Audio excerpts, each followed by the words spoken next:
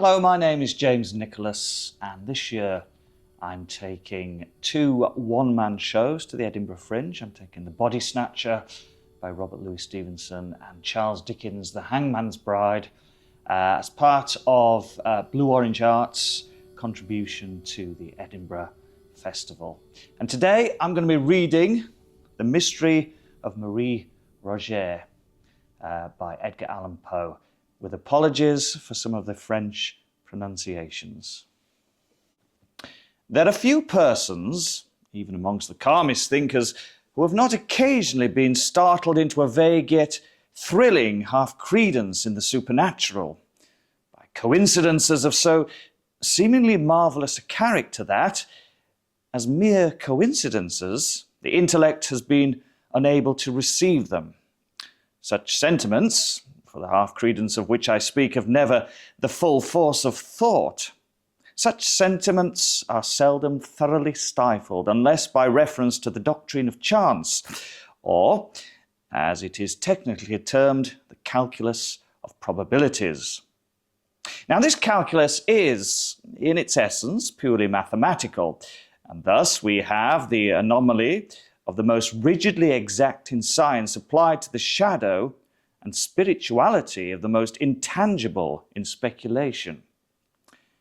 The extraordinary details which I am now called upon to make public will be found to form, as regards sequence of time, the primary branch of a series of scarcely intelligible coincidences, whose secondary or concluding branch will be recognized by all readers in the late murder of Mary Cecilia Rogers at New York.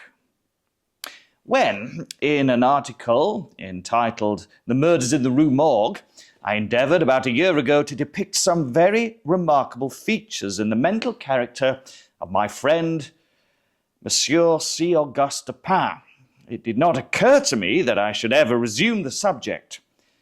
This depicting of a character constituted my design, and this design was thoroughly fulfilled in the wild train of circumstances brought to instance Dupin's idiosyncrasy. I might have adduced other examples, but I should have proven no more. Late events, however, in their surprising development, have startled me into some further details, which will carry with them the air of extorted confession. Hearing what I have lately heard, it would be indeed strange should I remain silent in regard to what I both heard and saw so long ago. Upon the winding up of the tragedy involved in the deaths of Madame L'Espanaye and her daughter, the Chevalier dismissed the affair at once from his attention and relapsed into his old habits of moody reverie.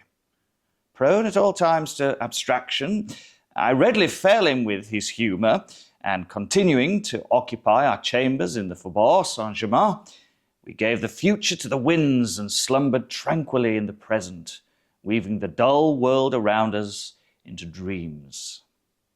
But these dreams were not altogether uninterrupted. It may readily be supposed that the part played by my friend in the drama at the Rue Morgue had not failed of its impression upon the fancies of the Parisian police.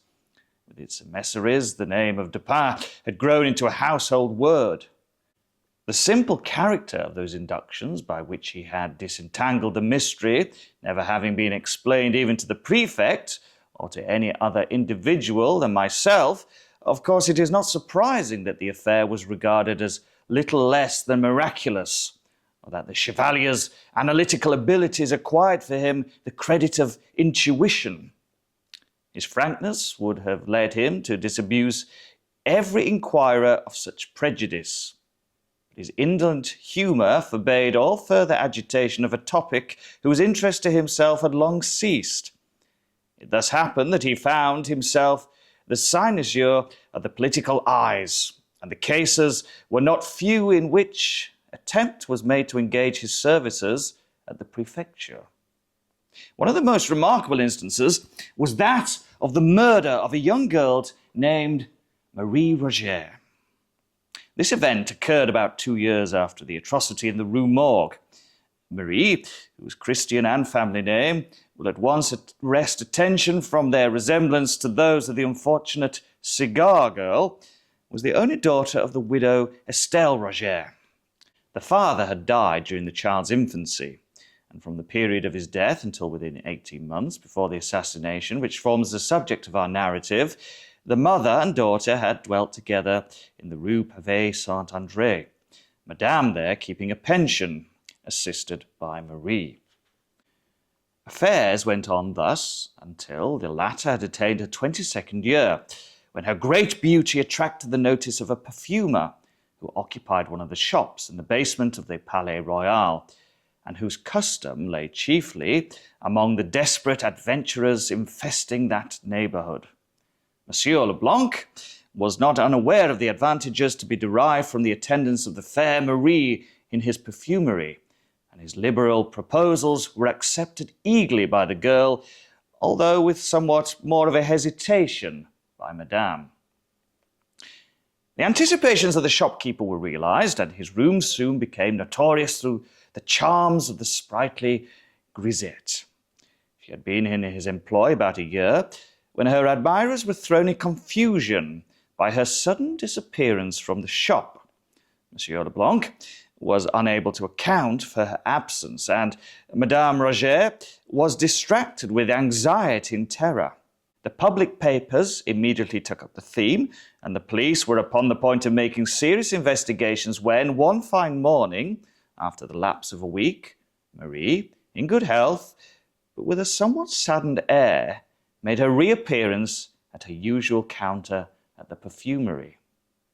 All inquiry, except that of a private character, was, of course, immediately hushed. Monsieur Leblanc professed total ignorance, as before. Marie, with Madame, replied to all questions that the last week had been spent at the house of a relation in the country. Thus the affair died away and was generally forgotten, for the girl, ostensibly to relieve herself from the impertinence of curiosity, soon bade a final adieu to the perfumer and sought the shelter of her mother's residence in the Rue Pavée Saint-André. It was about 5 months after this return home that her friends were alarmed by her sudden disappearance for the second time.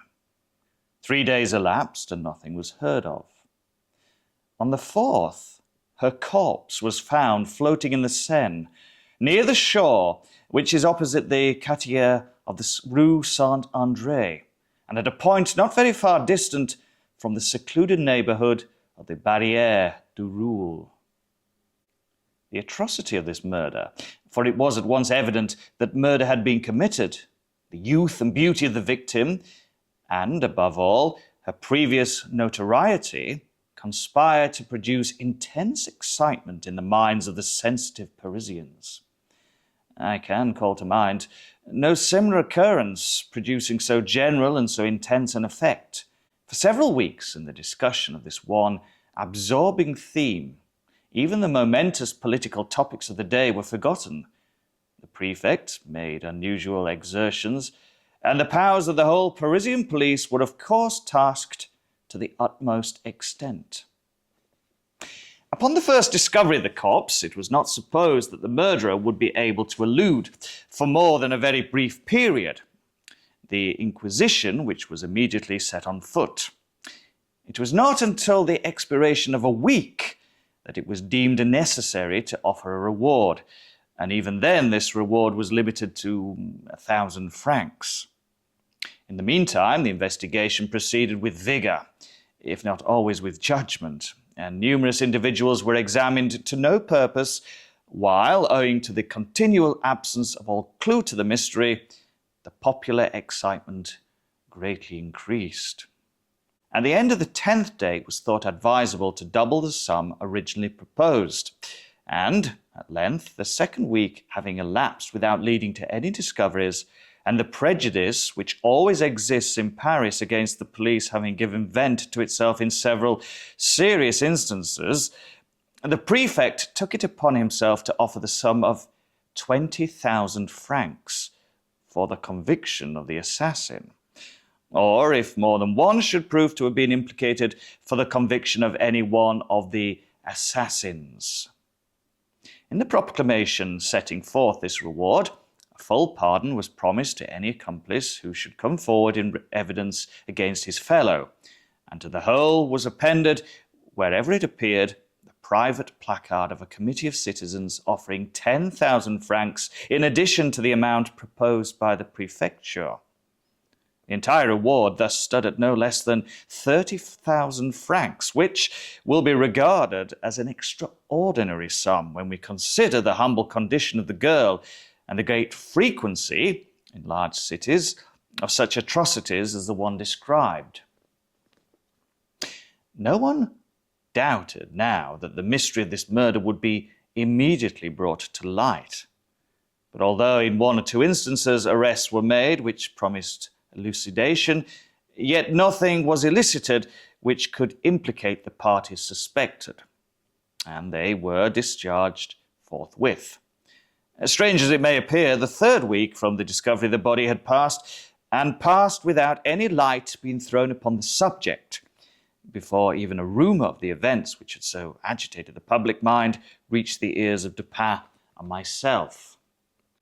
Engaged in researches which had absorbed our whole attention, it had been nearly a month since either of us had gone abroad, or received a visitor, or more than glanced at the leading political articles in one of the daily papers. The first intelligence of the murder was brought to us by, let us just call him G. He called upon us early in the afternoon of the 18th of July and remained with us until late in the night. He had been piqued by the failure of all his endeavours to ferret out the assassins. His reputation, so he said with a peculiar Parisian air, was at stake. Even his honour was concerned. The eyes of the public were upon him, and there was really no sacrifice which he would not be willing to make for the development of the mystery. He concluded a somewhat droll speech with a compliment upon what he was pleased to term the tact of Dupin, and made him a direct and certainly a liberal proposition, the precise nature of which I do not feel myself at liberty to disclose, but which has no bearing upon the proper subject of my narrative. The compliment my friend rebutted as best he could, but the proposition he accepted at once, although its advantages were altogether provisional. This point being settled, the prefect broke forth at once into explanations of his own views, interspersing them with long comments upon the evidence, of which latter we were not yet in full possession. He discoursed much and, beyond doubt, learnedly, while I hazarded an occasional suggestion as the night wore drowsily away. Dupin, sitting steadily in his accustomed armchair, was the embodiment of respectful attention.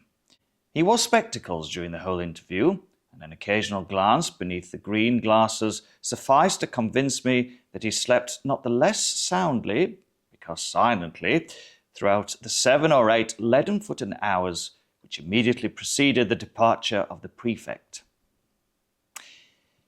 In the morning, I procured at the prefecture a full report of the evidence elicited, and at the various newspaper offices a copy of every paper in which, from first to last, had been published any decisive information in regard to this sad affair.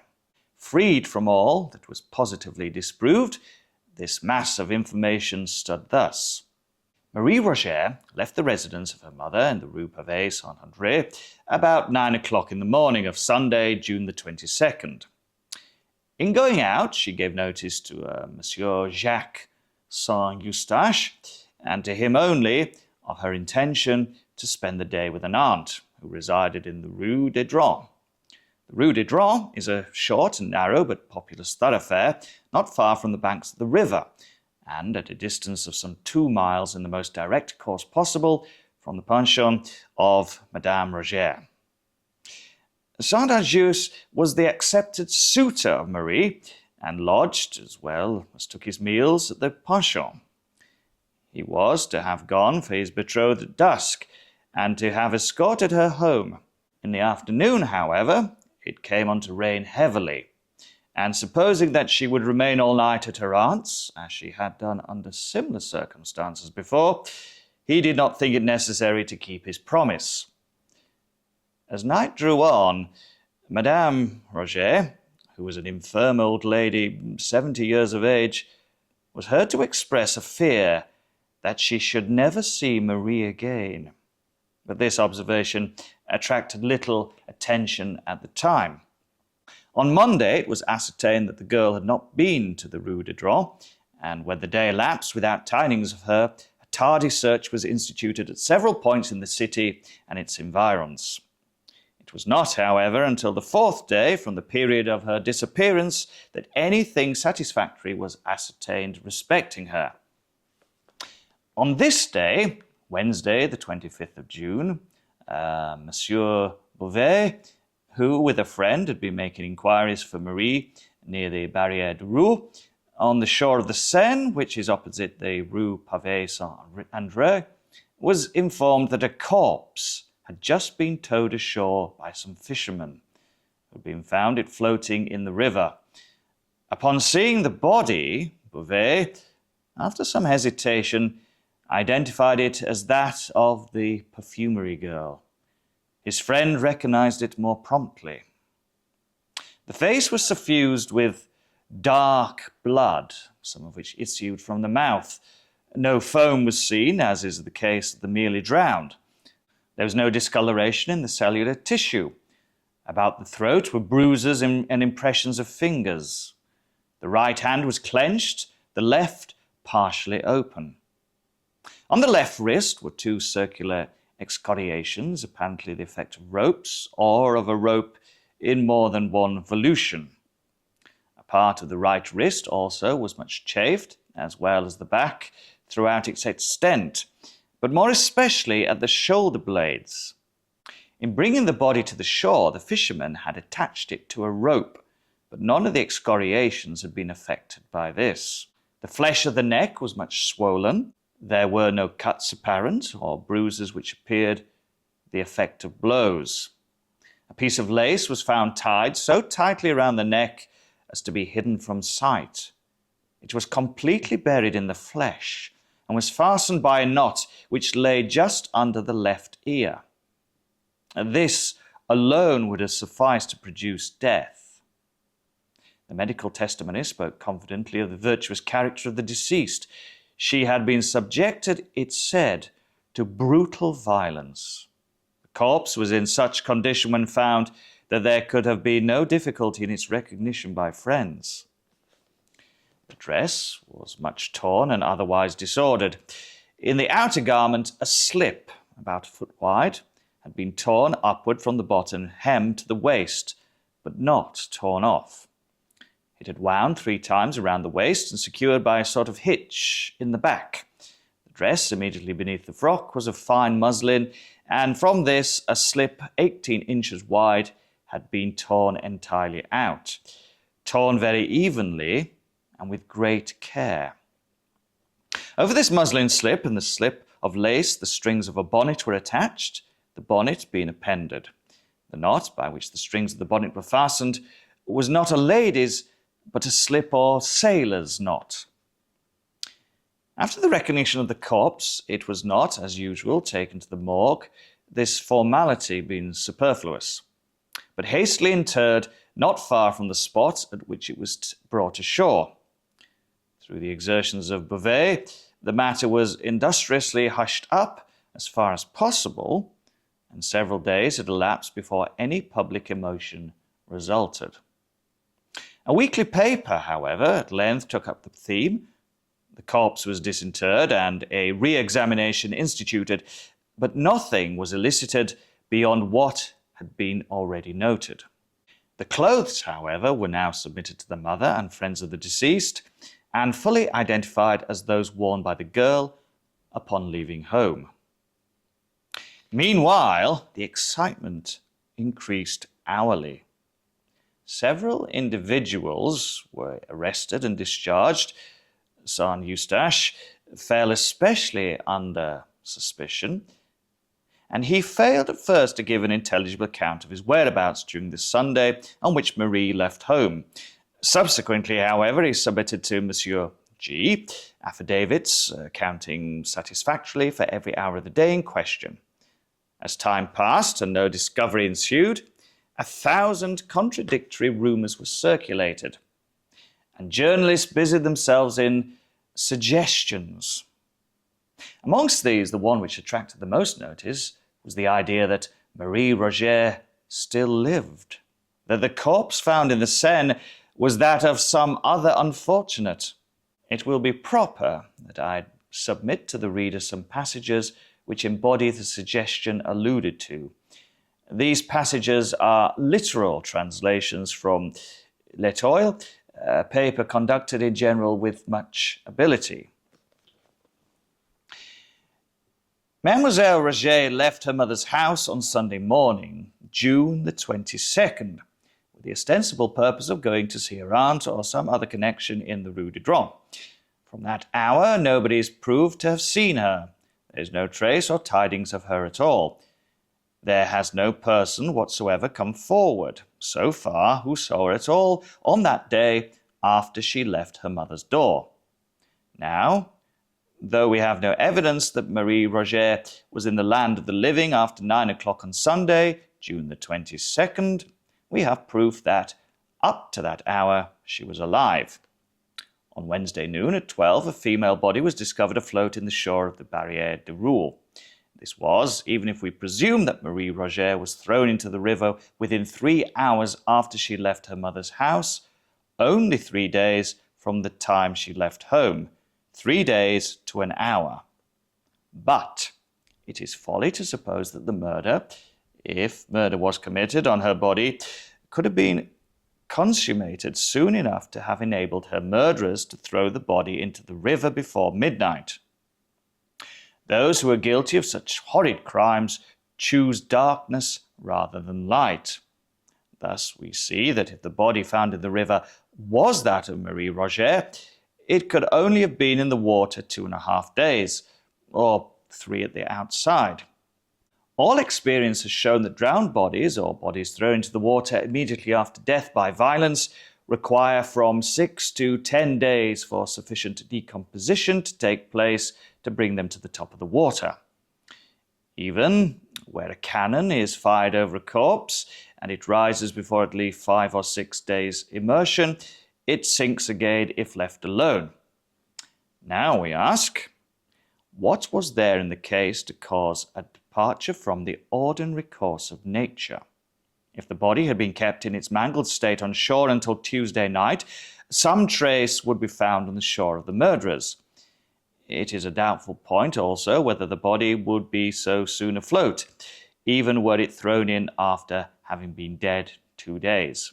And furthermore, it is exceedingly improbable that any villains who had committed such a murder as it was supposed would have thrown the body in without weighing it to sink it, when such a precaution could have so easily been taken. The editor here proceeds to argue that the body must have been in the water, not 3 days merely, but at least 5 times 3 days, because it was so far decomposed that Bouvet had great difficulty in recognizing it. This latter point, however, was fully disproved. I continue the translation. What then are the facts on which Monsieur Bouvet says that he has no doubt the body was that of Marie Roget? He ripped at the gown sleeve and says he found marks which satisfied him of the identity. The public generally supposed those marks to have consisted of some description of scars. He rubbed the arm and found hair upon it, something as indefinite, we think, as can readily be imagined, as little conclusive as finding an arm in the sleeve. Monsieur Bouvet did not return that night, but sent word to Madame Roget at 7 o'clock on Wednesday evening that an investigation was still in progress respecting her daughter. If we allow that Madame Roget, from her age and grief, could not go over, which is allowing a great deal, there certainly must have been someone who would have thought it worthwhile to go over and attend the investigation, if they thought the body was that of Marie. Nobody went over. There was nothing said or heard about the matter in the Rue Pavée Saint-André, that reached even the occupant of the same building. Monsieur Saint-Eustache, the lover and intended husband of Marie, who boarded in her mother's house, deposes that he did not hear of the discovery of the body of his intended until the next morning, when Monsieur Bouvet came into his chamber and told him of it. For an item of news like this, it strikes us it was very coolly received. In this way, the journal endeavoured to create the impression of an apathy on the part of the relatives of Marie, inconsistent with the supposition that these relatives believed the corpse to be hers. Its insinuations amount to this, that Marie, with the connivance of her friends, had absented herself from the city for reasons involving a charge against her chastity, and that these friends, upon the discovery of a corpse in the Seine, somewhat resembling that of the girl, had availed themselves of the opportunity to impress the public with the belief of her death. But L'Étoile was again over hasty. It was distinctly proved that no apathy, such as was imagined, existed, that the old lady was exceedingly feeble and so agitated as to be unable to attend to any duty, that Saint-Eustache, so far from receiving the news coolly, was distracted with grief and bore himself so frantically that Monsieur Bouvet prevailed upon a friend and relative to take charge of him and prevent his attending the examination at the disinterment.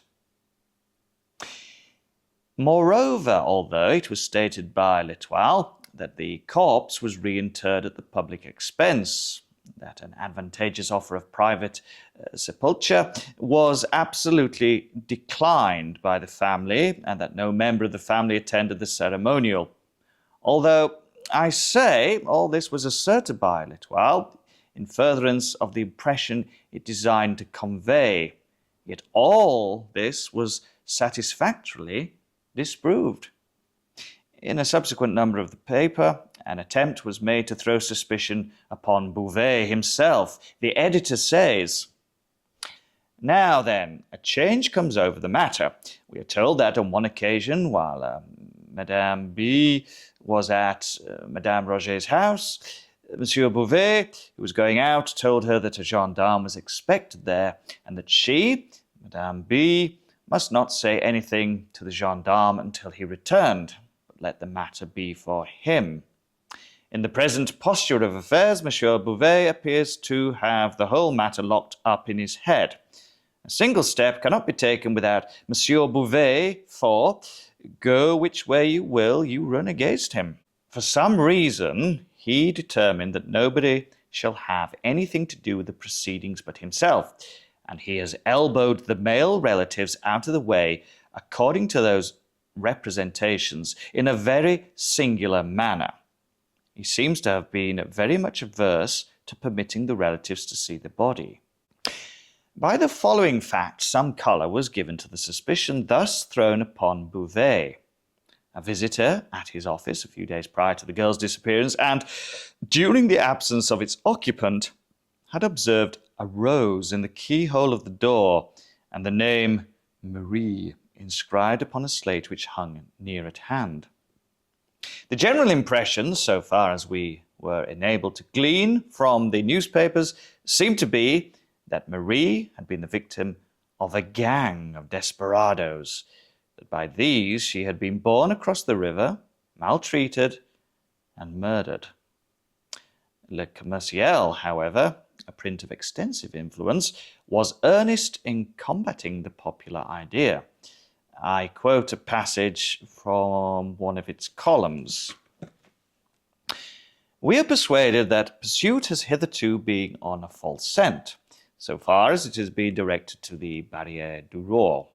It is impossible that a person so well known to thousands as this girl was should have passed 3 blocks without someone having seen her.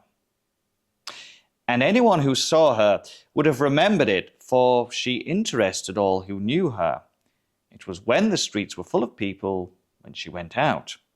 It is impossible that she could have gone to the Barrière du Roi or to the Rue de Dreux without being recognized by a dozen persons, yet no one has come forward who saw her outside her mother's door, and there is no evidence except the testimony concerning her expressed intentions that she did go out at all.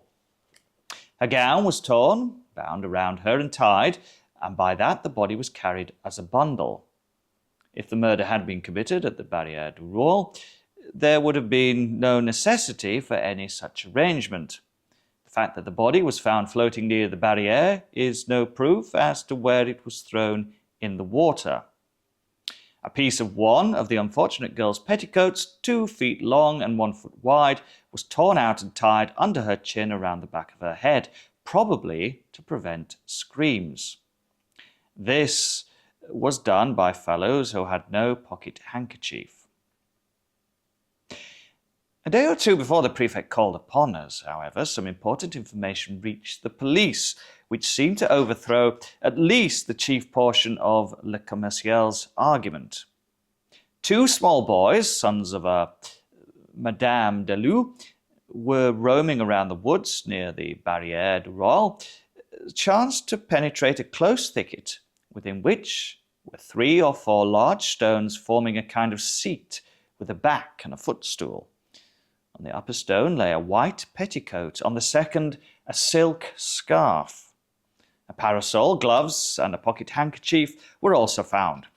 The handkerchief bore the name Marie Rogêt. Fragments of dress were discovered on the brambles around.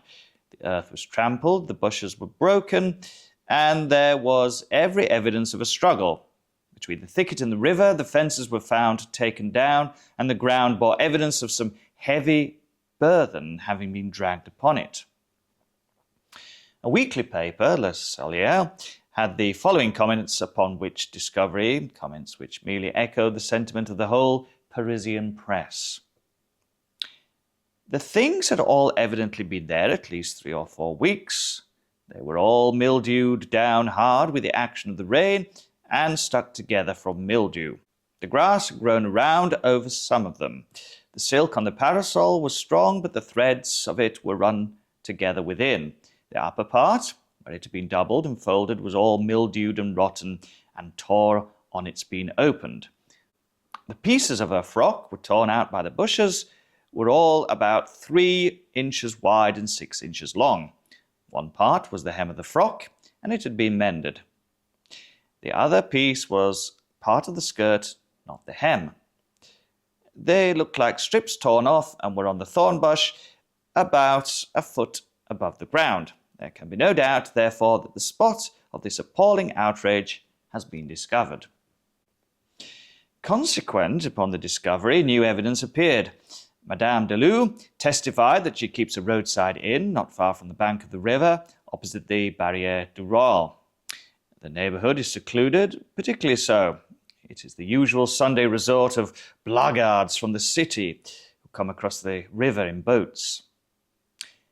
About 3 o'clock in the afternoon of the Sunday in question, a young girl arrived at the inn, accompanied by a young man of dark complexion. The 2 remained here for some time. On their departure, they took the road to some thick woods in the vicinity. Madame Delou's attention was called to the dress worn by the girl on account of its resemblance to the one worn by a deceased relative. A scarf was particularly noted. Soon after the departure of the couple, a gang of miscreants made their appearance, behaved boisterously, ate and drank without making payment, followed in the route of the young man and girl, returned to the inn about dusk, and recrossed the river as if in great haste. It was soon after dark upon this same evening that Madame Delou, as well as her eldest son, heard the screams of a female in the vicinity of the inn. The screams were violent but brief. Madame Delou recognized not only the scarf which was found in the thicket, but the dress which was discovered upon the corpse. An omnibus driver, Valence, now also testified that he saw Marie Roget cross a ferry on the Seine on the Sunday in question in company with a young man of dark complexion. He, Valence, knew Marie and could not be mistaken in her identity. The articles found in the thicket were fully identified by the relatives of Marie. The items of evidence and information thus collected by myself from the newspapers at the suggestion of Dupin embraced only one more point. But this was a point of seemingly vast consequence. It appeared that immediately after the discovery of the clothes as above described, the lifeless or nearly lifeless body of Saint Eustache, Marie's betrothed, was found in the vicinity of what all now supposed to be the scene of the outrage. A phial labelled laudanum and emptied was found near him. His breath gave evidence of the poison. He died without speaking. Upon his person was found a letter, briefly stating his love for Marie, with his design of self-destruction. "I need scarcely tell you," said Dupin, as he finished the perusal of my notes, "that this is a far more intricate case than that of the Rue Morgue, from which it differs in one important respect. This is an ordinary, although an atrocious instance of crime. There's nothing peculiar about it. You will observe that for this reason the mystery has been considered easy, when, for this reason, it should have been considered difficult of solution. Thus, at first, it was thought unnecessary to offer a reward. The myrmidons of G were able at once to comprehend how and why such an atrocity might have been committed. They could picture to their imaginations a mode, many modes, and a motive, many motives, and because it was not impossible that either of these numerous modes and motives could have been the actual one, they have taken it for granted that one of them must. But the ease with which these variable fancies were entertained, and the very plausibility which each assumed, should have been understood as indicative rather of the difficulties than of the facilities which must attend elucidation. I have therefore observed that it is by prominences above the plane of the ordinary that reason feels her way, if at all, in her search for the true, and that the proper question in cases such as this is not so much what has occurred as what has occurred that has never occurred before. In the investigations at the house of Madame L'Espanaye, the agents of G were discouraged and confounded by that very unusualness which, to a properly regulated intellect, would have afforded the surest omen of success, while the same intellect might have been plunged into despair at the ordinary character of all that met the eye in the case of the perfumery girl, and yet told of nothing but easy triumph to the functionaries of the prefecture. In the case of Madame L'Espanaye and her daughter, there was, even at the beginning of our investigation, no doubt that the murder had been committed. The idea of suicide was excluded at once. Here, too, we are freed at the commencement from all supposition of self-murder. The body found at the Barrière du Roule was found under such circumstances as to leave us no room for embarrassment upon this important point. But it has been suggested that the corpse discovered is not that of Marie Rogêt, for the conviction of whose assassin or assassins the reward is offered, and respecting whom solely our agreement has been arranged with the prefect. We both know this gentleman well. It will not do to trust him too far.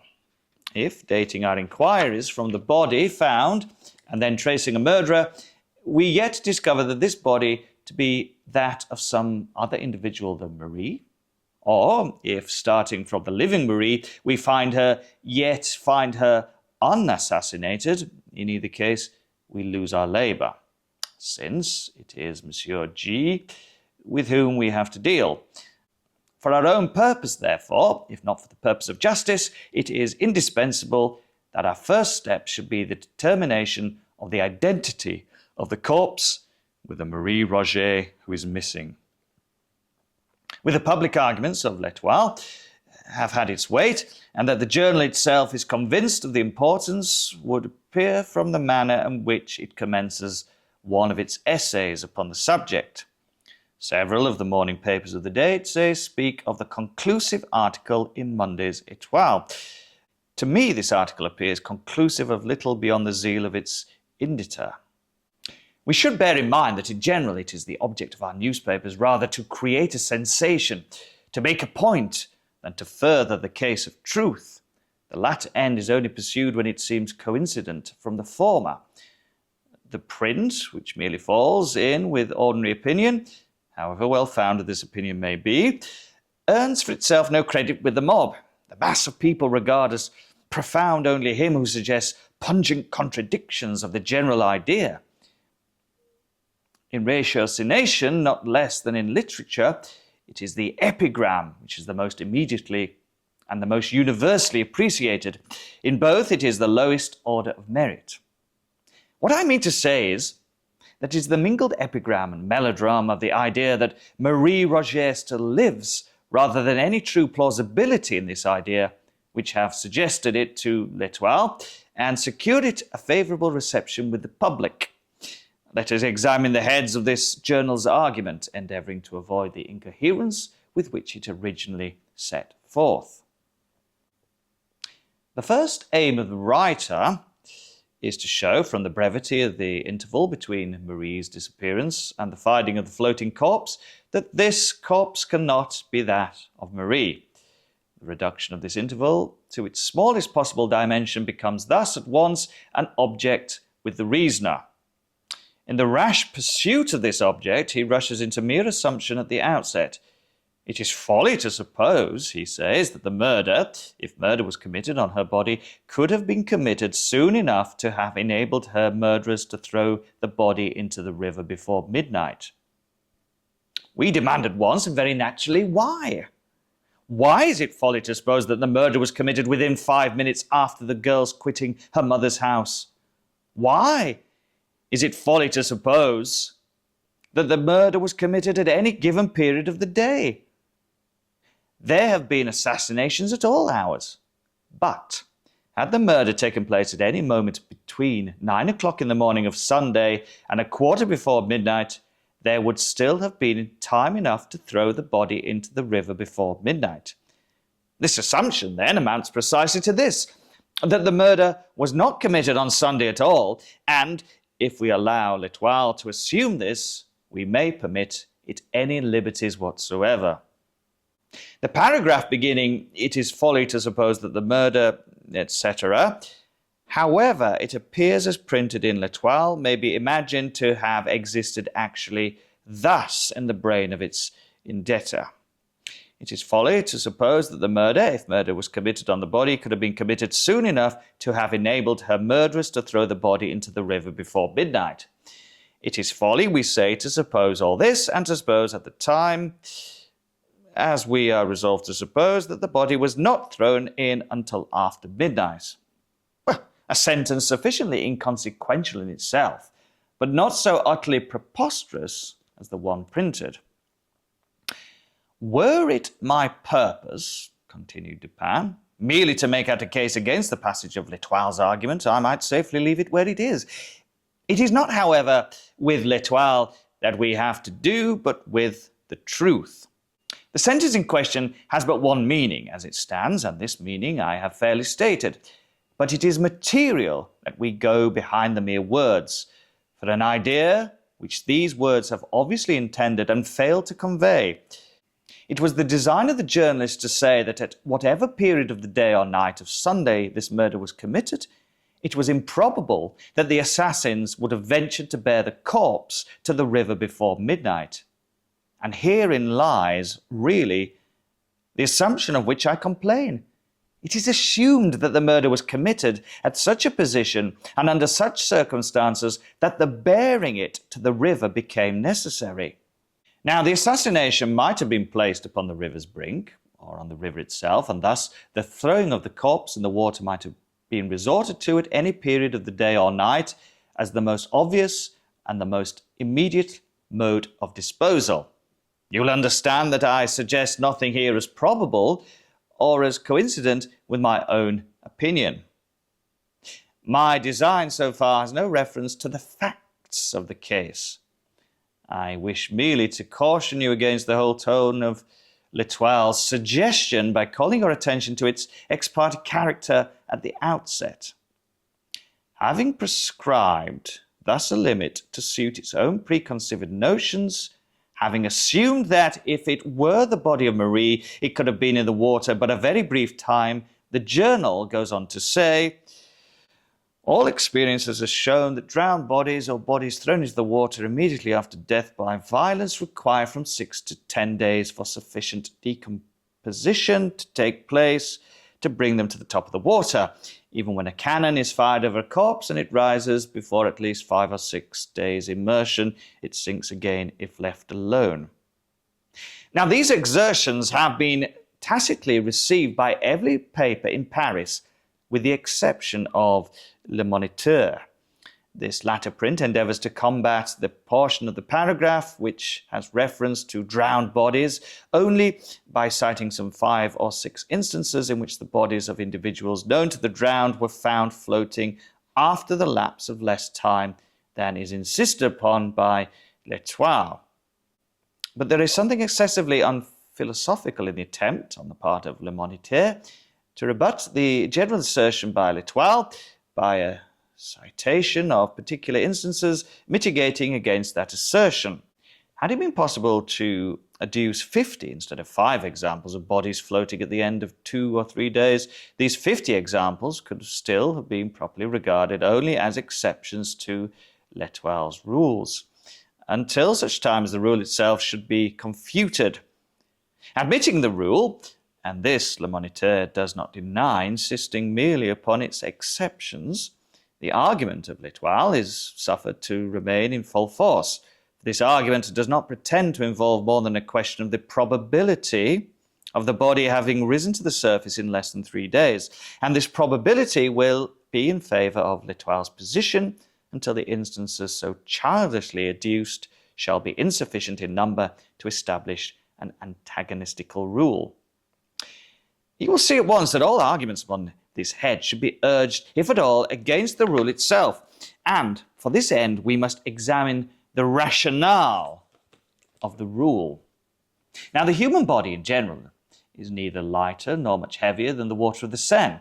That is to say, the specific gravity of the human body in its natural condition is about equal to the bulk of fresh water which it displaces. The bodies of fat and fleshy persons with small bones, and of women generally, are lighter than those of the lean and large-boned, and of men. And the specific gravity of the water of a river is somewhat influenced by the presence of the tide from the sea. But, leaving the tide out of question, it may be said that very few human bodies will sink at all, even in the fresh water, of their own accord.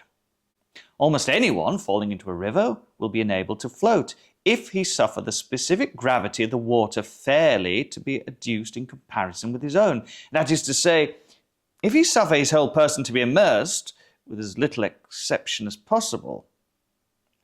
The proper position for one who cannot swim is the upright position of the walker on land, with the head thrown fully back and immersed, the mouth and nostrils alone remaining above the surface. Thus circumstanced, we shall find that we float without difficulty and without exertion. It is evident, however, that the gravities of the body and of the bulk of the water displaced are very nicely balanced, and that a trifle will cause either to preponderate. An arm, for instance, uplifted from the water and thus deprived of its support, is an additional weight sufficient to immerse the whole head, while the accidental aid of the smallest piece of timber will enable us to elevate the head so as to look about. Now, in the struggles of one unused to swimming, the arms are inevitably thrown upward, while an attempt is made to keep the head in its usual perpendicular position. The result is the immersion of the mouth and nostrils and the inception, during efforts to breathe while beneath the surface, of water into the lungs. Much is also received into the stomach, and the whole body becomes heavier by the difference between the weight of the air originally distended in these cavities and that of the fluid which now fills them.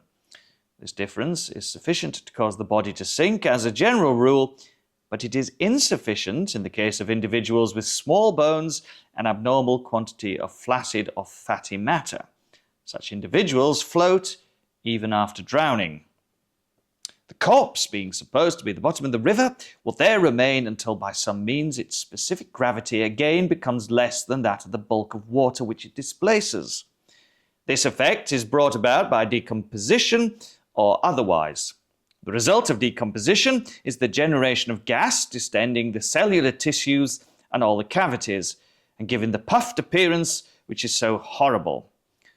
When this distension has so far progressed that the bulk of the corpse is materially increased without a corresponding increase of mass or weight, its specific gravity becomes less than that of the water displaced, and it forthwith makes its appearance at the surface.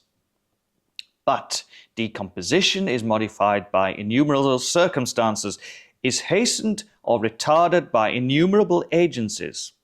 For example, by the heat or cold of the season, by the mineral impregnation of purity of the water, by its depth or shallowness, by its currency or stagnation, by the temperament of the body, by its infection or freedom from the disease before death.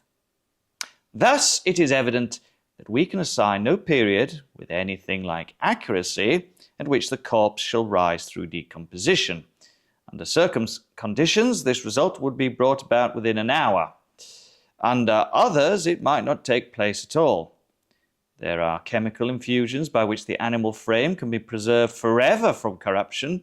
The bichloride of mercury is one. But apart from decomposition, there may be, and very usually is, a generation of gas from the stomach, from the aceous formation of vegetable matter, or within the cavities from other causes, sufficient to induce a distension which will bring the body to the surface. The effect producing by the firing of a cannon is that of simple vibration. This may either loosen the corpse on the soft mud or ooze in which it is embedded, thus permitting it to rise when other agencies have already prepared it for doing so. Or it may overcome the tenacity of some putrescent portions of the cellular tissue, allowing the cavities to distend under the influence of the gas. Having thus before us the whole philosophy of this subject, we can easily test by the assertions of L'Etoile, all experience shows, says the paper, that drowned bodies or bodies thrown into the water immediately after death by violence require from 6 to 10 days for sufficient decomposition to take place to bring them to the top of the water. Even when a cannon is fired over a corpse and it rises before at least 5 or 6 days immersion, it sinks again if left alone. The whole of this paragraph must now appear a tissue of inconsequence and incoherence. All experience does not show that drowned bodies require from 6 to 10 days for sufficient decomposition to take place to bring them to the surface. Both science and experience show that the period of their rising is and necessarily must be indeterminate. If, moreover, a body has risen to the surface through firing of cannon, it will not sink again if left alone until decomposition has so far progressed as to permit the escape of the generated gas. But I wish to call your attention to the distinction which is made between drowned bodies and bodies thrown into the water immediately after death by violence. Although the writer admits the distinction, he yet includes them all in the same category. I have shown how it is that the body of a drowning man becomes specifically heavier than its bulk of water, and that he would not sink at all except for the struggle by which he elevates his arms above the surface, and his gasps for breath while beneath the surface, gasps which supply by water the place of the original air in the lungs. But these struggles and these gasps would not occur in the body thrown into the water immediately after death by violence. Thus, in the latter instance, the body as a general rule would not sink at all, a fact of which L'Etoile is evidently ignorant. When decomposition has proceeded to a very great extent, when the flesh had in a great measure left the bones, then indeed, but not till then, should we lose sight of the corpse. And now, what are we to make of the argument that the body found could not be that of Marie Rogêt, because 3 days only having been elapsed, this body was found floating? If drowned, being a woman, she might never have sunk, or, having sunk, might have reappeared in 24 hours or less. But no one supposes her to have been drowned, and dying before being thrown into the river, she might have been found floating at any period afterwards whatsoever. But, says L'Etoile, if the body had been kept in its mangled state on shore until Tuesday night, some trace would be found on shore of the murderers. Here it is at first difficult to perceive the intention of the reasoner. He means to anticipate what he imagines would be an objection to his theory, that the body was kept on shore 2 days, suffering rapid decomposition, more rapid than if immersed in water. He supposes that, had this been the case, it might have appeared at the surface on the Wednesday, and thinks that only under such circumstances it could have so appeared. He is accordingly in haste to show that it was not kept on shore, for, if so, some trace would be found on the shore of the murderers. I presume you smile at the sequitur. You cannot be made to see how the mere duration of the corpse on the shore could operate to multiply traces of the assassins, and nor can I. And furthermore, it is exceedingly improbable, continues our journal, that any villains who have committed such a murder as is here supposed would have thrown the body in without weight to sink it, when such a precaution could have been so easily taken. Observe here the laughable confusion of the thought. No one, not even L'Etoile, disputes the murder committed on the body found. The marks of violence are too obvious. It is our reasoner's object merely to show that this body is not Marie's. He wishes to prove that Marie is not assassinated, not that the corpse was not. Yet this observation proves only the latter point. Here is a corpse without weight attached. Murderers, casting it in, would not have failed to attach a weight. Therefore, it was not thrown in by murderers. That is all which is proved, if nothing else. The question of identity is not even approached, and L'Etoile has been at great pains merely to gainsay now what it has admitted only a moment before. We are perfectly convinced, it says, that the body found was that of a murdered female. Nor is this the sole instance, even in this division of this subject, where our reasoner unwittingly reasons against himself. His evident object, I have already said, is to reduce, as much as possible, the interval between Marie's disappearance and the finding of the corpse. Yet we find him urging the point that no person saw the girl from that moment of her leaving her mother's house. We have no evidence, he says, that Marie Rogêt was in the land of the living after 9 o'clock on Sunday, June the 22nd. He should at least have said this matter out of sight. For had anyone been known to see Marie, say on Monday or on Tuesday, the interval in question would have been much reduced, and by his own rationalization, the probability much diminished of the corpse being that of the grisette. It is nevertheless amusing to observe that L'Etoile insists upon its point in the full belief of its furthering its general argument. Reperuse now the portion of the argument which has reference to the identification of the corpse by Beauvais. In regard to the hair upon the arm, L'Etoile has been obviously disingenuous. Monsieur Beauvais, not being an idiot, could never have urged in identification of the corpse simply hair upon its arm. No arm is without hair. The generality of the expression of L'Etoile is a mere perversion of the witness's phraseology. He must have spoken of some peculiarity in this hair. It must have been a peculiarity of colour, of quantity, of length, or of situation. Her foot, says the journal, was small. So are thousands of feet. Her garter is no proof whatsoever, nor is her shoe, for shoes and garters are sold in packages. The same may be said of the flowers in her hat. One thing upon which Monsieur Beauvais strongly insists is that the clasp on the garter found has been set back to take it in. This amounts to nothing, for most women find it proper to take a pair of garters home and fit them to the size of the limbs they are to encircle, rather than to try them in the store where they purchase. Here it is difficult to suppose the reasoner in earnest. Had Monsieur Beauvais, in his search for the body of Marie, discovered a corpse corresponding in general size and appearance to the missing girl, he would have been warranted, without reference to the question of habiliment at all, in forming an opinion that his search had been successful. If, in addition to the point of general size and contour, he had found upon the arm a peculiar hairy appearance which he had observed upon the living Marie, his opinion might have been justly strengthened, and the increase of positiveness might well have been in the ratio of the peculiarity or unusualness of the hairy mark. If the feet of Marie being small, those of the corpse were also small, the increase of probability that the body was that of Marie would not be an increase in a ratio merely arithmetical, but in one highly geometrical or cumulative. Add to all this the shoes such as she had been known to wear upon the day of her disappearance, and although these shoes may be sold in packages, you so far augment the probability as to verge upon the certain. What of itself would be no evidence of identity becomes, through its corroborative position, proof most sure. Give us then flowers in the hat corresponding to these worn by the missing girl, and we seek for nothing further. If only one flower, we seek for nothing further. What then if 2 or 3 or more? Each successive one is multiple evidence, proof not added to proof, but multiplied by hundreds or thousands. Let us now discover upon the deceased garters such as the living used, and it is almost folly to proceed.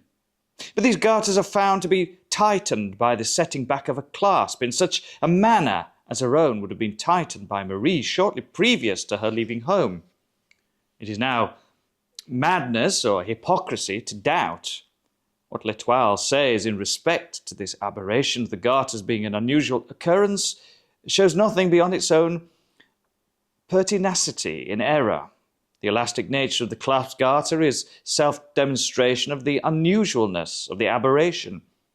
What is made to adjust itself must of necessity require foreign adjustment, but rarely. It must have been by an accident, in its strictest sense, that these garters of Marie needed the tightening described. They alone would have amply established her identity. But it is not that the corpse was found to have the garters of the missing girl, or found to have her shoes, or her bonnet, or the flowers of her bonnet, or her feet, or a peculiar mark upon the arm, or her general size and appearance. It is that the corpse had each and all collectively. Could it be proved that the editor of L'Etoile really entertained a doubt upon the circumstances, there would be no need, in his case, of a commission de lunatico inquirendo. He has, through sagacious to echo the small talk of the lawyers, who for the most part content themselves with echoing the rectangular precepts of the courts. I would here observe that very much of what is rejected as evidence by a court is the best of evidence to the intellect.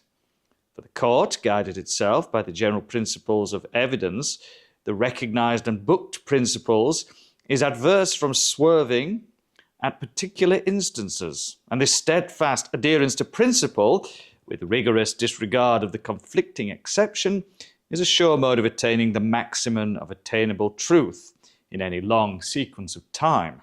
The practice in mass is therefore philosophical, but it is not the less certain that it engenders vast individual error.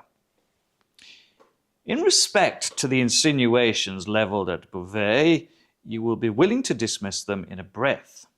You have already fathomed the true character of this good gentleman. He is a busybody, with much of romance and little of wit. Anyone so constituted will readily so conduct himself upon occasion of real excitement as to render himself liable to suspicion on the part of the over-acute or the ill-disposed. Monsieur Beauvais, as it appears from your notes, had some personal interviews with the editor of L'Etoile, and offended him by venturing an opinion that the corpse, notwithstanding the theory of the editor, was in sober fact that of Marie. He persists, says the paper, in asserting the corpse to be that of Marie, but cannot give a circumstance, in addition to those which we have commented upon, to make others believe. Now, without re-advertising to the fact that stronger evidence to make others believe would never have been adduced, it may be remarked that a man may very well be understood to believe, in a case of this kind, without the ability to advance a single reason for the belief of a second party. Nothing is more vague than impressions of individual identity. Each man recognizes his neighbor, yet there are few instances in which anyone is prepared to give a reason for his recognition. The editor of L'Etoile had no right to be offended at Monsieur Bouvard's unreasoning belief. The suspicious circumstances which invest him will be found to tally much better with my hypothesis of romantic busybodyism than with the reasoner's suggestion of guilt.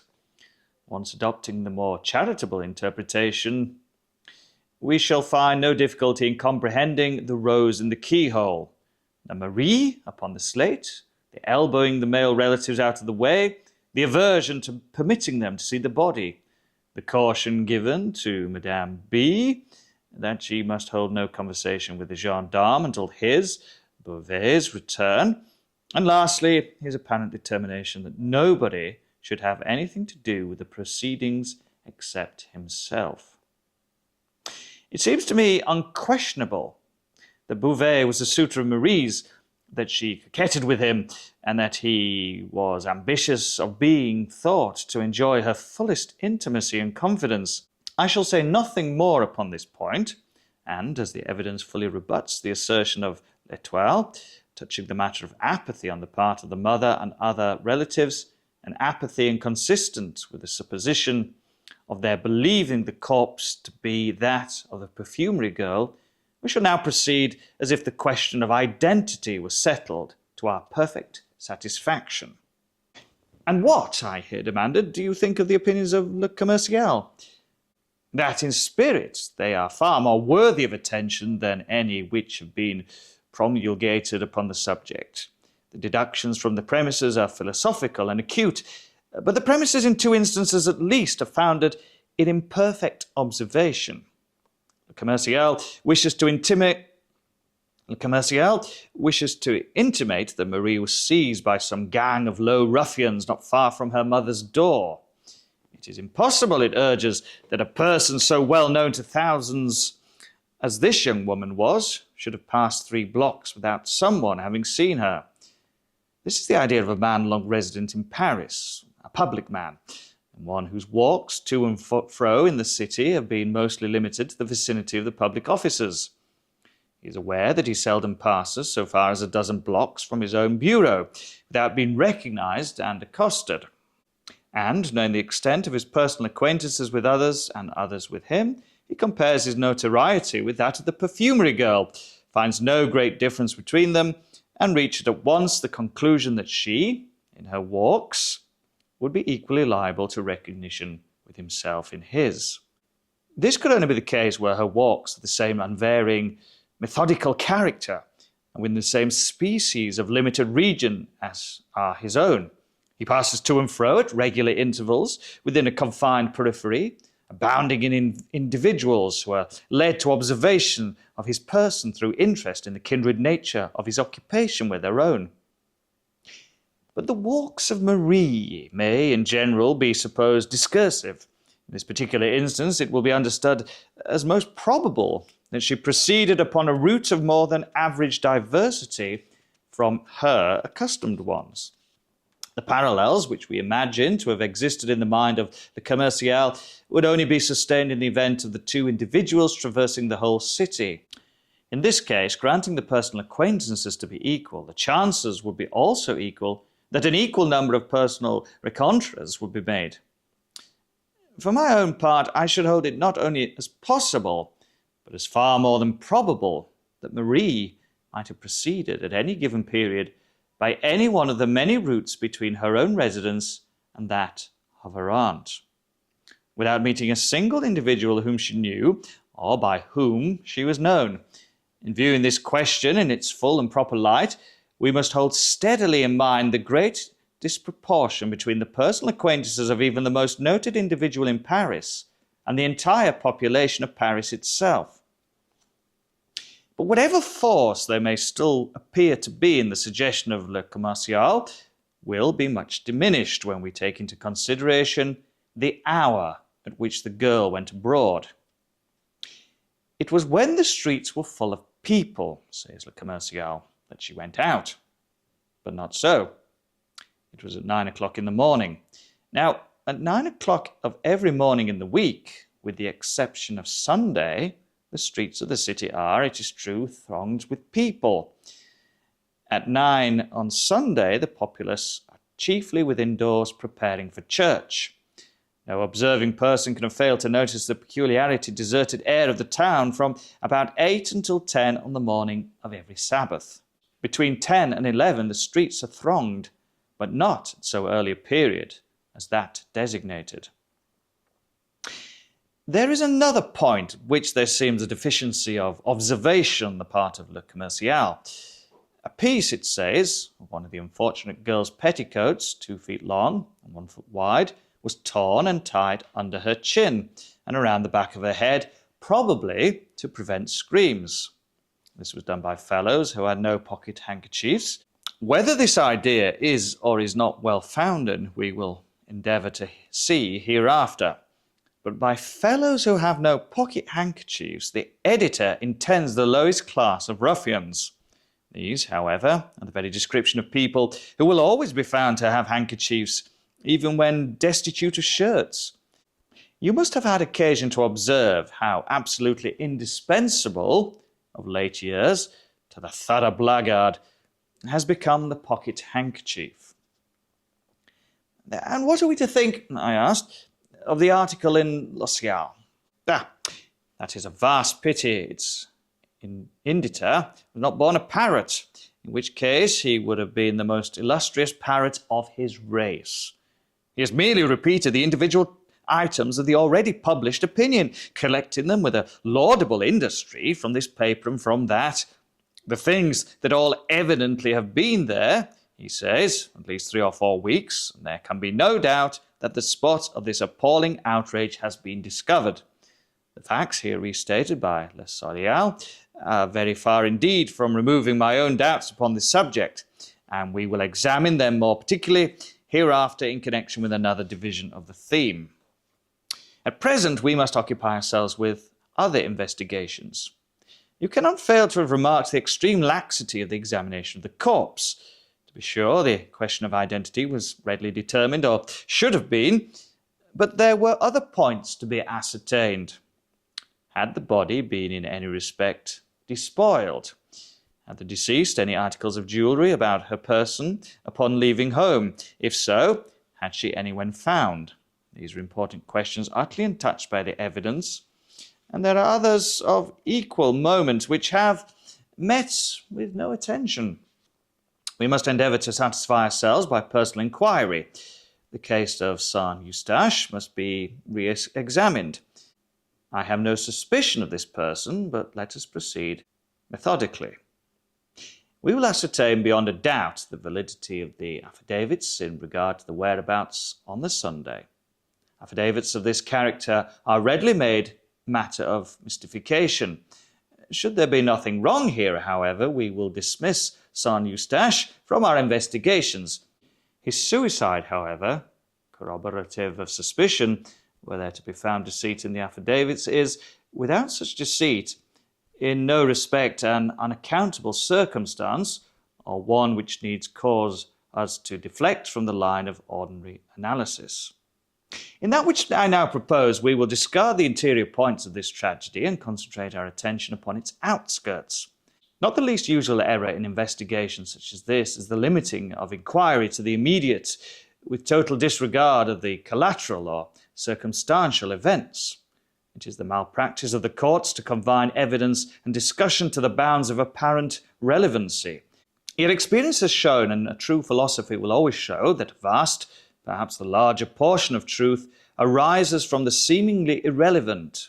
It is through the spirit of this principle, if not precisely through its letter, that modern science has resolved to calculate upon the unforeseen.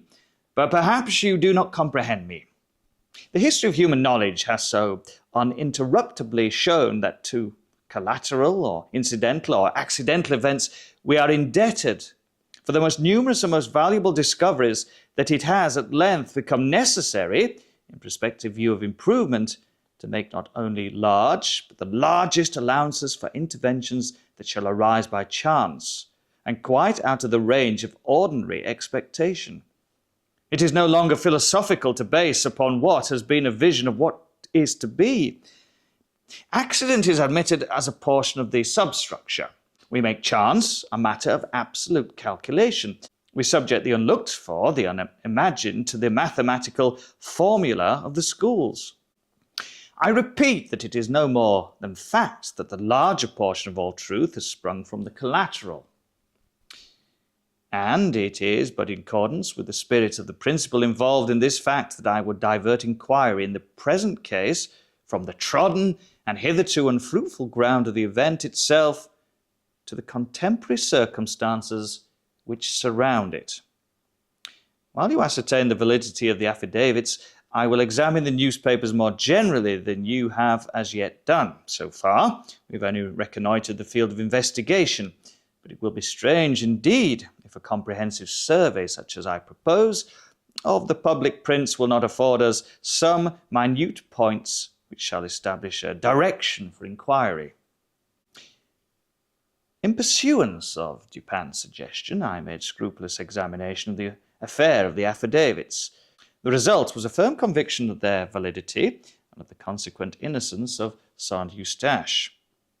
In the meantime, my friend occupied himself with what seemed to be a minuteness altogether objectless in a scrutiny of the various newspaper files. At the end of a week, he placed before me the following extracts.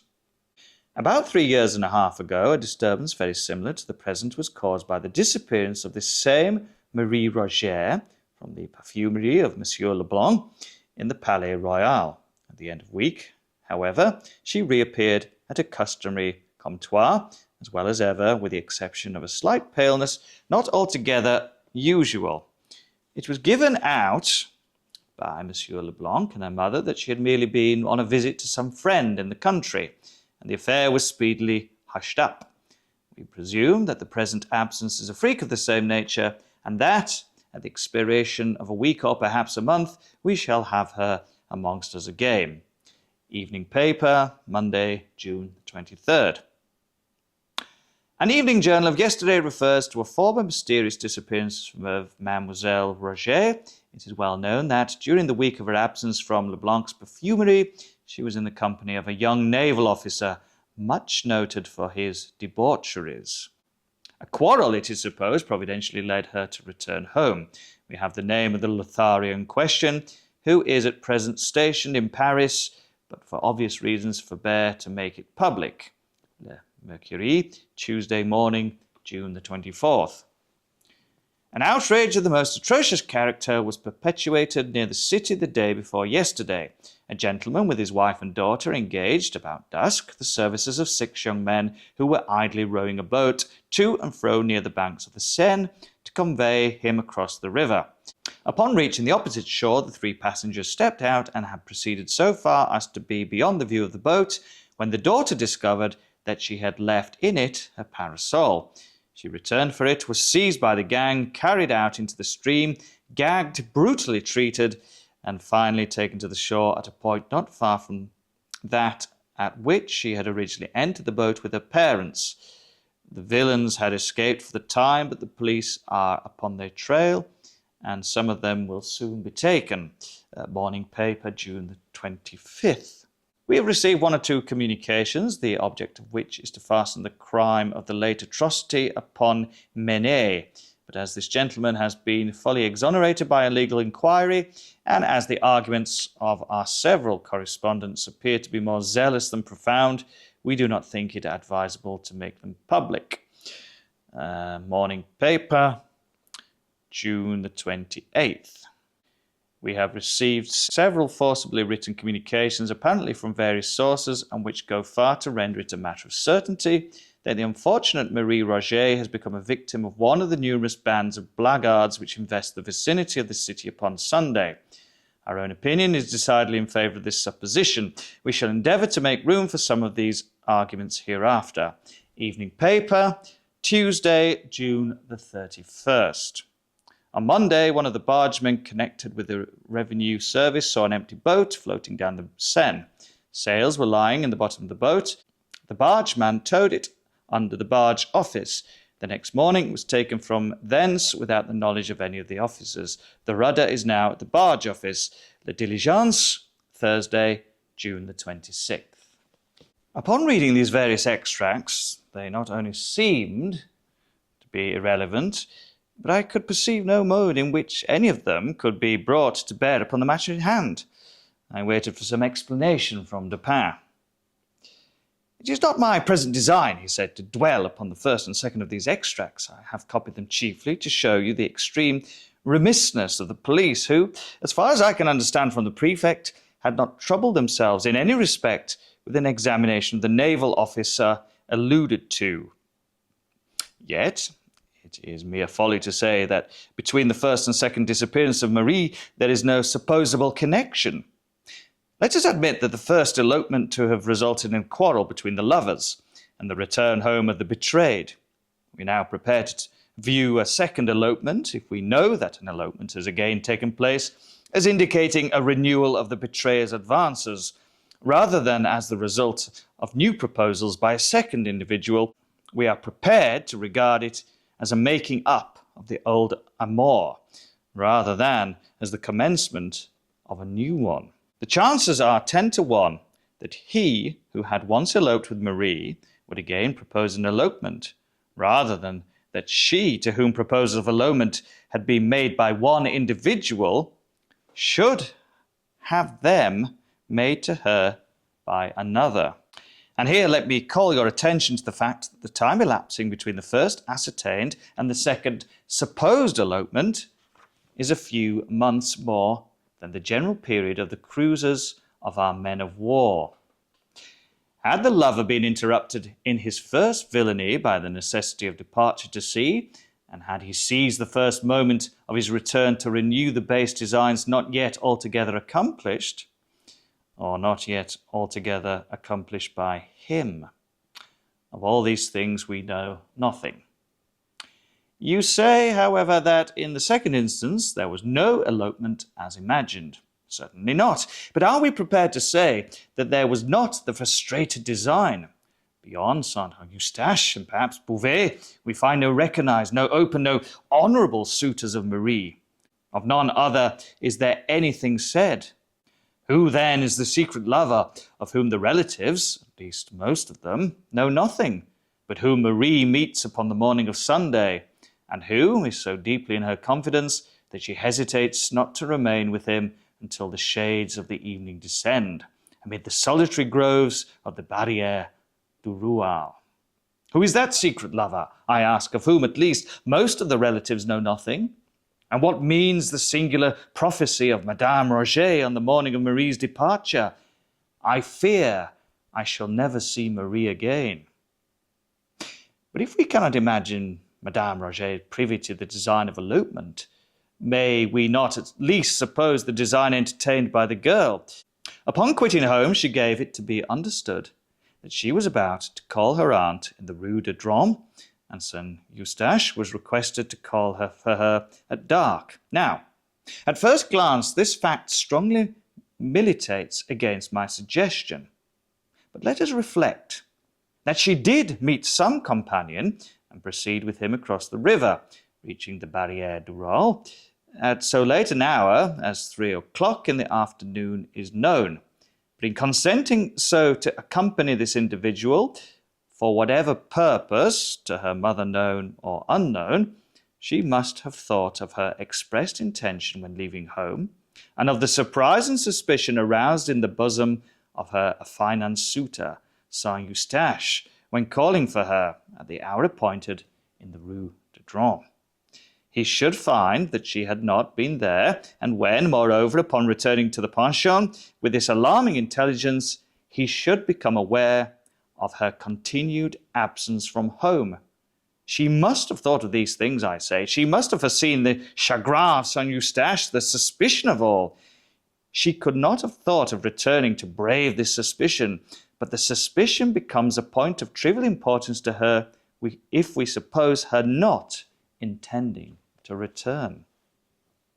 We may imagine her thinking thus: I am to meet a certain person for the purpose of elopement, or for certain other purposes known only to myself.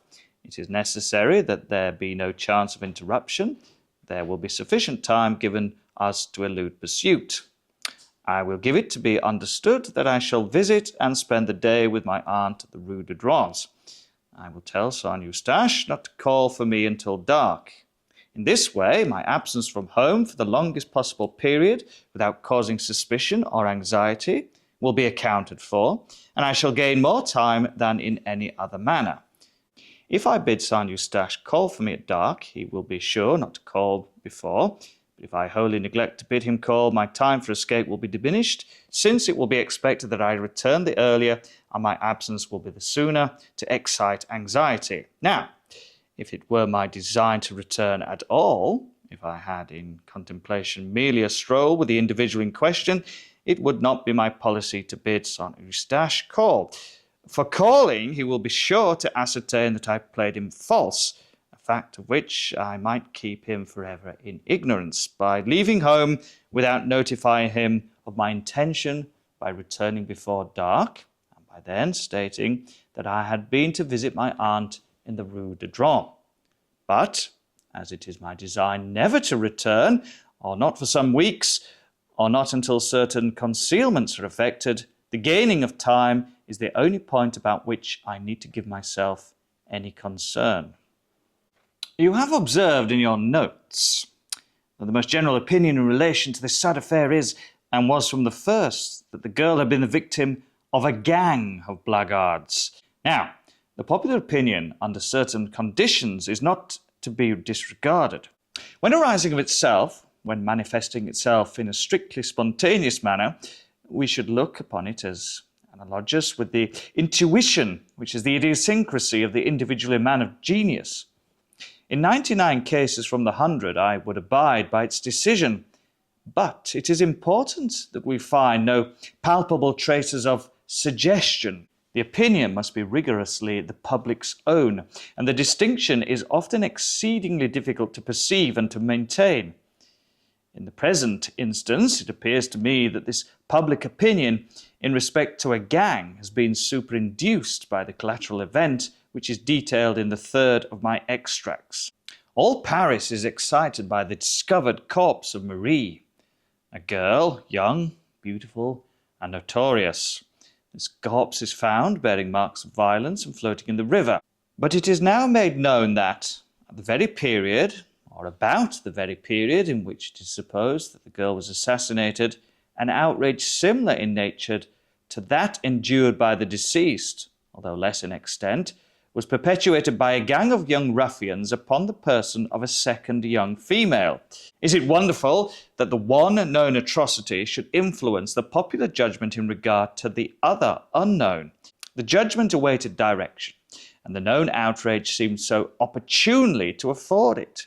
Marie, too, was found in the river, and upon this very river was this known outrage committed. The connection of the two events had about it so much of the palpable that the true wonder would have been a failure of the populace to appreciate and to seize it. But, in fact, the one atrocity known to be so committed is, if anything, evidence that the other, committed at a time nearly coincident, was not so committed. It would have been a miracle indeed if, while a gang of ruffians were perpetuating at a given locality a most unheard of wrong, there should have been another similar gang in a similar locality, in the same city, under the same circumstances, with the same means and appliances, engaged in a wrong of precisely the same aspect at precisely the same period of time. Yet in what, if not in this marvellous train of coincidence, does the accidentally suggested opinion of the populace call upon us to believe? Before proceeding further, let us consider the supposed scene of the assassination in the thicket of the Barrière du Roule. This thicket, although dense, was in the close vicinity of a public road. Within were 3 or 4 large stones forming a kind of seat with a back and a footstool. On the upper stone was discovered a white petticoat, on the second a silk scarf. A parasol, gloves, and a pocket handkerchief were also found. The handkerchief bore the name Marie Rogêt. Fragments of dress were seen on the branches around. The earth was trampled, the bushes were broken, and there was every evidence of a violent struggle. Notwithstanding the acclamation with which the discovery of this thicket was received by the press, and the unanimity with which it was supposed to indicate the precise scene of the outrage, it must be admitted that there was some very good reason for doubt.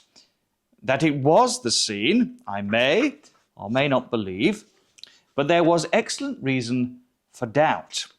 Had the true scene been, as Le Commerciel suggested, in the neighbourhood of the Rue Pavée Saint-André, the perpetrators of the crime, supposing them still resident in Paris, would naturally have been stricken with terror at the public attention thus acutely directed into the proper channel.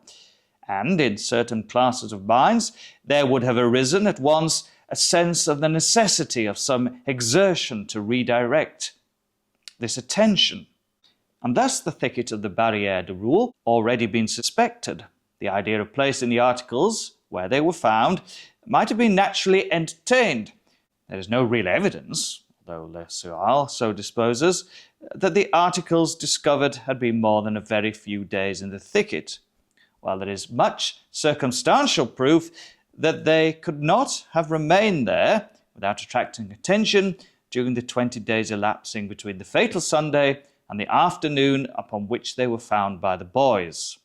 They were all mildewed down hard, says Le Soyal, adopting the opinions of its predecessors, with the action of the rain and stuck together with mildew. The grass had grown around and over some of them. The silk of the parasol was strong, but the threads of it were run together within. The upper part, where it had been doubled and folded, was all mildewed and rotten and tore on being opened. In respect to the grass having grown around and over some of them, it is obvious that the fact could only have been ascertained from the words, and thus from the recollections of two small boys. For these boys removed the articles and took them home before they had been seen by a third party. But the grass will grow, especially in warm and damp weather, such as was that of the period of the murder, as much as 2 or 3 inches in a single day. A parasol lying upon a newly turfed ground might, in a single week, be entirely concealed from sight by the unspringing grass. And touching that mildew, upon which the editor of Le Soyal so pertinaciously insists, that he employs the word no less than 3 times in the brief paragraph just quoted. Is he really aware of the nature of this mildew? Is he to be told that it is one of the many classes of fungus, of which the most ordinary feature is its upspringing and decadence within 24 hours? Thus we see, at a glance, that what has been most triumphantly adduced in support of the idea that the articles have been for at least 3 or 4 weeks in the thicket is most absurdly null as regards any evidence of that fact. On the other hand, it is exceedingly difficult to believe that these articles could have remained in the thicket specified for a longer period than a single week, for a longer period than that one Sunday to the next. Those who know anything of the vicinity of Paris know the extreme difficulty of finding seclusion unless at a great distance from its suburbs. Such a thing as an unexplored or even an unfrequently visited recess amid its woods or groves is not for a moment to be imagined. And anyone who, being at the heart a lover of nature, is yet chained by duty to the dust and heat of this great metropolis, let any such one attempt, even during the weekdays, to slake his thirst for solitude amid the scenes of natural loveliness which immediately surrounds us. At every second step, he will find the growing charm dispelled by the voice and personal intrusion of some ruffian or party of carousing blackguards. He will seek privacy amongst the densest foliage, all in vain. Here are the very nooks where the unwashed most abound. Here are the temples most desecrate. With sickness of the heart, the wanderer will flee back to the polluted Paris as to a less odious, because less incongruous, sink of pollution. But if the vicinity of the city is so beset during the working days of the week, how much more so on the Sabbath? It is now equally that, released from the claims of labour or deprived of the customary opportunities of crime, the town blackguard seeks the precinct of the town, not through love of the rural, which in his heart he despises, but by way of escape from the restraints and conventionalities of society. He desires less the fresh air and the green trees than the utter license of the country. Here at the roadside inn or beneath the foliage of the woods, he indulges unchecked by an eye except those of his boon companions. In all the mad excess of a counterfeit hilarity, the joint offspring of liberty and of rum. I say nothing more than what must be obvious to every dispassionate observer when I repeat that the circumstance of the articles in question having remained undiscovered for a longer period than from one Sunday to another in any thicket in the immediate neighbourhood of Paris is to be looked upon as little less than miraculous. But there are not wanting other grounds for the suspicion that the articles were placed in the thicket with the view of diverting attention from the real scene of the outrage. And, first, let me direct your notice to the date of the discovery of the articles. Collate this with the date of the fifth extract made by myself from the newspapers. You will find that the discovery followed almost immediately the urgent communications sent to the evening paper. These communications, although various, and apparently from various sources, tended all to the same point: the directing of attention to a gang as the perpetrators of the outrage and to the neighbourhood of the Barrière du Roule as its scene. Now here, of course, the situation is not that, in consequence of these communications, or of the public attention by them directed, the articles were found by the boys, but the suspicion might and may well have been that the articles were not before found by the boys, for the reason that the articles had not before been in the thicket, having been deposited there only at so late a period as at the date or shortly prior to the date of the communications by the guilty authors of these communications themselves. This thicket was a singular, an exceedingly singular one. It was unusually dense. Within its naturally walled enclosure were 3 extraordinary stones forming a seat with a back and a footstool. And this thicket, so full of art, was in the immediate vicinity within a few rods of the dwelling of Madame Deluc, whose boys were in the habit of closely examining the shrubberies about them in search of the bark of the sassafras. Would it be a rash wager, a wager of 1,000 to 1, that a day never passed over the heads of these boys without finding at least one of them ensconced in the umbrageous hall and enthroned upon its natural throne? Those who would hesitate at such a wager, I have either never been themselves boys, or have forgotten the boyish nature. I repeat, it is exceedingly hard to comprehend how the articles could have remained in this thicket undiscovered for a longer period than 1 or 2 days, and that thus there is good grounds for suspicion, in spite of the dogmatic ignorance of Le Soleil, that they were, at a comparatively later date, deposited where found. But there are still other and stronger reasons for believing them so deposited than any which I have as yet urged. And now let me beg your notice to the highly artificial arrangement of the articles. On the upper stone lay a white petticoat. On the second, a silk scarf. Scattered around were a parasol, gloves, and a pocket handkerchief bearing the name Marie Rogêt. Here is just such an arrangement as would naturally be made by a not over-acute person wishing to dispose the articles naturally. But it is by no means a really natural arrangement. I should rather have looked to see the things all lying on the ground and trampled underfoot. In the narrow limits of that bower, it would have been scarcely possible that the petticoat and scarf should have retained a position upon the stones when subjected to the brushing to and fro of many struggling persons. There was evidence, it is said, of a struggle, and the earth was trampled, the bushes were broken. But the petticoat and the scarf are found deposited as if upon shelves.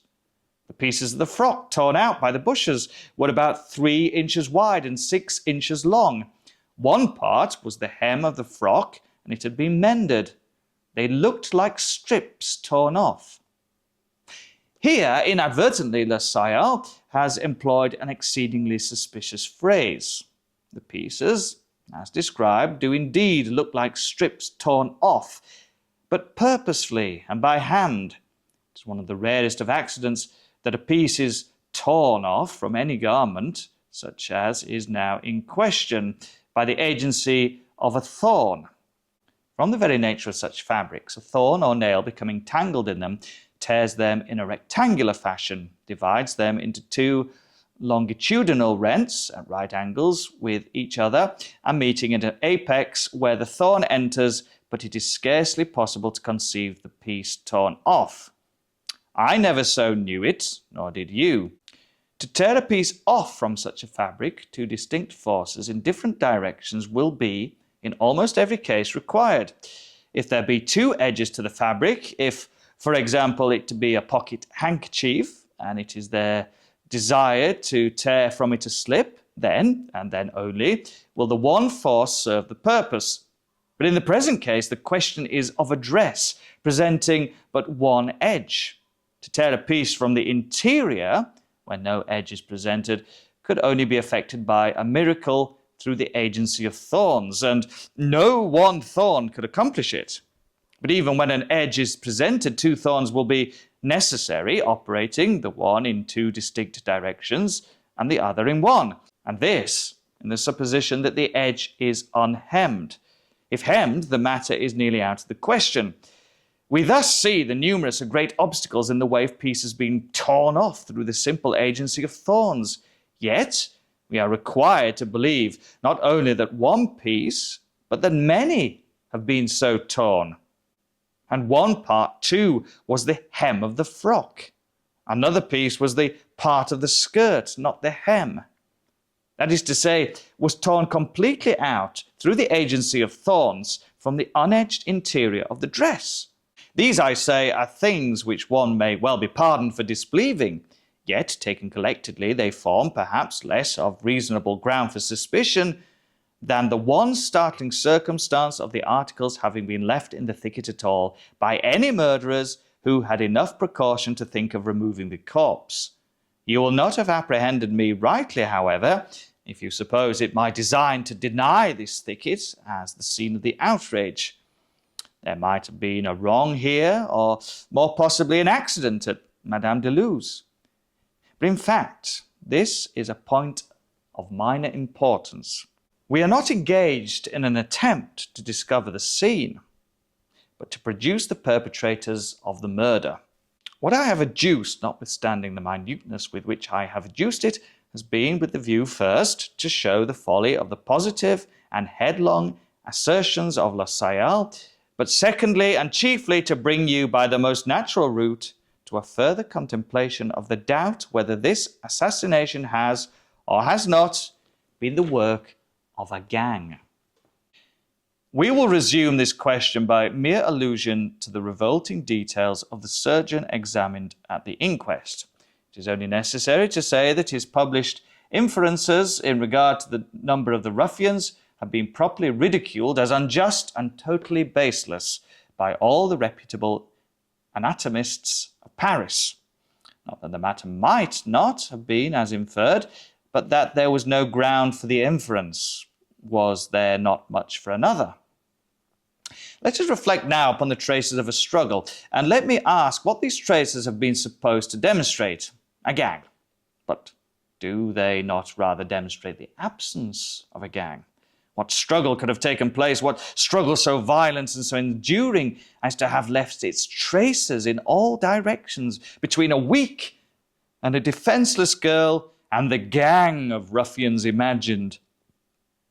The silent grasp of a few rough arms and all would have been over. The victim must have been absolutely passive at their will. You will here bear in mind that the arguments used against the thicket as the scene are applicable in chief part only against it as the scene of an outrage committed by more than a single individual. If we imagine but one violator, we can conceive, and thus only conceive, the struggle of so violent and so obstinate a nature as to have left the traces apparent. And again, I have already mentioned the suspicion to be excited by the fact that the articles in question were suffered to remain at all in the thicket when discovered. It seems almost impossible that these evidences of guilt should have been accidentally left where found. There was sufficient presence of mind, it is supposed, to remove the corpse, and yet a more positive evidence than the corpse itself, whose features might have been quickly obliterated by decay, is allowed to lie conspicuously in the scene of the outrage. I allude to the handkerchief with the name of the deceased. If this was accident, it was not the accident of a gang. We can imagine it only the accident of an individual. Let us see. An individual has committed the murder. He's alone with the ghost of the departed. He's appalled by what lies motionless before him.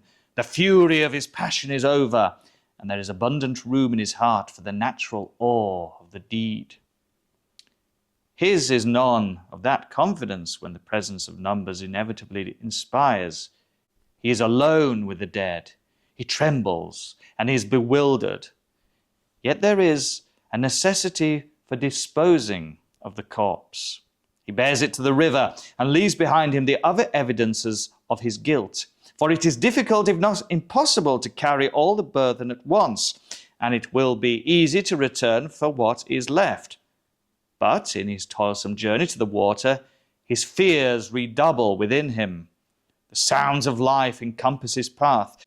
A dozen times he hears, or fancies he hears, the steps of an observer. Even the very lights from the city bewilder him. Yet, in time, and by long and frequent pauses of deep agony, he reaches the river's brink and disposes of his ghastly charge, perhaps through the medium of a boat. But now, what treasure does the world hold? What threat of vengeance could it hold out, which would have power to urge the return of that lonely murderer over the toilsome and perilous path to the thicket and its blood-chilling recollections? He returns not, let the consequences be what they may. He could not return if he would. His sole thought is immediate escape. He turns his back forever upon those dreadful shrubberies and flees as from the wrath to come. But how with the gang? Their number would have inspired them with confidence, if, indeed, confidence is ever wanting in the breast of an arrant blackguard. And of arrant blackguards alone are the supposed gangs ever constituted. Their number, I say, would have prevented the bewildering and unreasoning terror which I have imagined to paralyze the single man. Could we suppose an oversight in one, or two, or three? This oversight would have been remedied by a fourth. They would have left nothing behind them, for their number would have enabled them to carry all at once. There would have been no need of return. Consider now the circumstance that in the outer garment of the corpse, when found, a slip above a foot wide had been torn upward from the bottom of hem to the waist, wound 3 times around the waist and secured by a sort of hitch in the back. This was done with the obvious design of affording a handle by which to carry the body. But would any number of men have dreamed of resorting to such an expedient? To 3 or 4, the limbs of the corpse would have afforded not only a sufficient but the best possible hold. The device is that of a single individual. And this brings us to the fact that between the thicket and the river, the rails of the fences were found, taken down, and the ground bore evident traces of some heavy burden being dragged along it. But would a number of men have put themselves to the superfluous trouble of taking down a fence for the purpose of dragging through it a corpse, which they might have lifted over any fence in an instant? Would a number of men have so dragged a corpse at all as to have left evident traces of the dragging? And here we must refer to an observation of Le Commerciel, an observation upon which I have already in some measure commented. A piece, says the journal, of one of the unfortunate girl's petticoats was torn out and tied under her chin and around the back of her head, probably to prevent screams. This was done by fellows who had no pocket handkerchiefs. I have before suggested that a genuine blackguard is never without a pocket handkerchief, but it is not this fact that I now especially advertise. That it was not through want of a handkerchief, for the purpose imagined by Le Commerciel, that this bandage was employed, is rendered apparent by the handkerchief left in the thicket. And that the object was not to prevent screams appears also from the bandage having been employed in preference to what would so much have better have answered the purpose. But the language of the evidence speaks of the strip in question as found around the neck, fitting loosely and secured with a hard knot. These words are sufficiently vague, but differ materially from those of Le Commercial.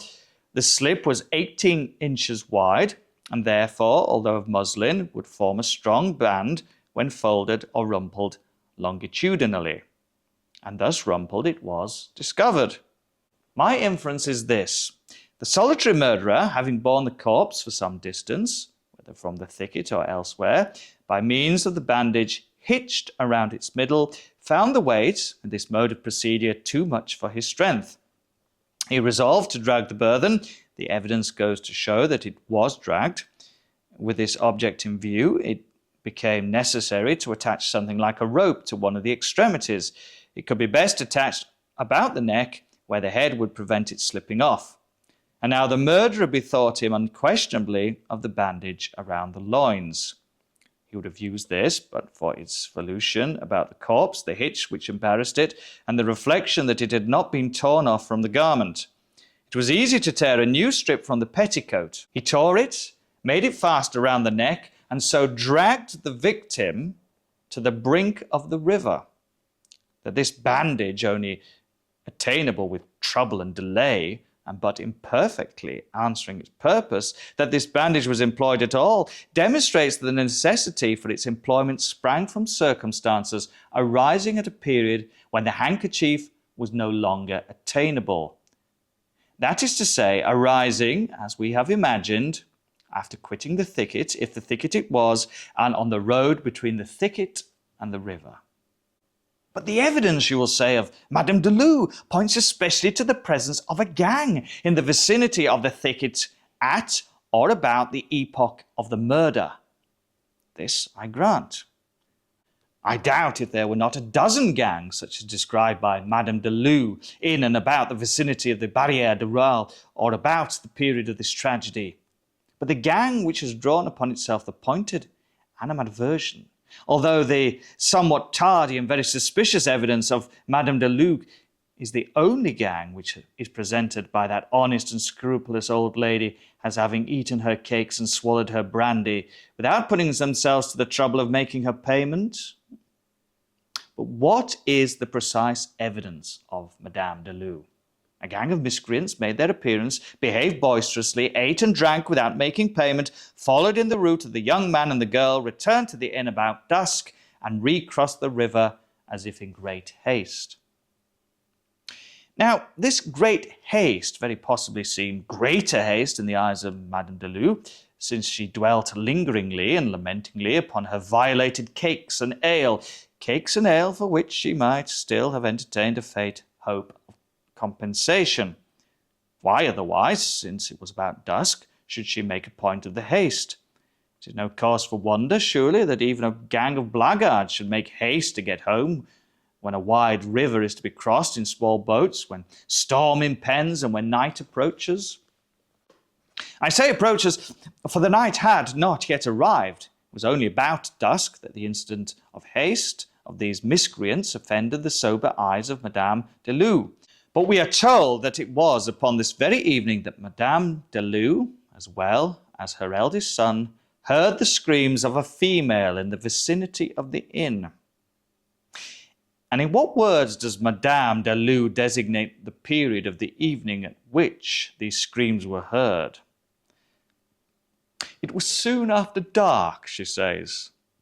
But soon after dark is at least dark, and about dusk is as certainly daylight.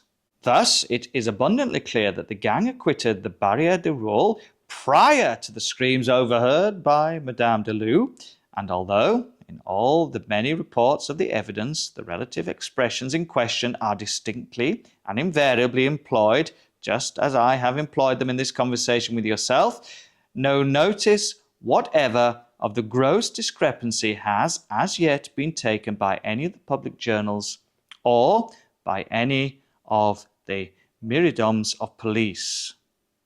I shall add but one of the arguments against a gang. But this one has, to my understanding at least, a weight altogether irresistible.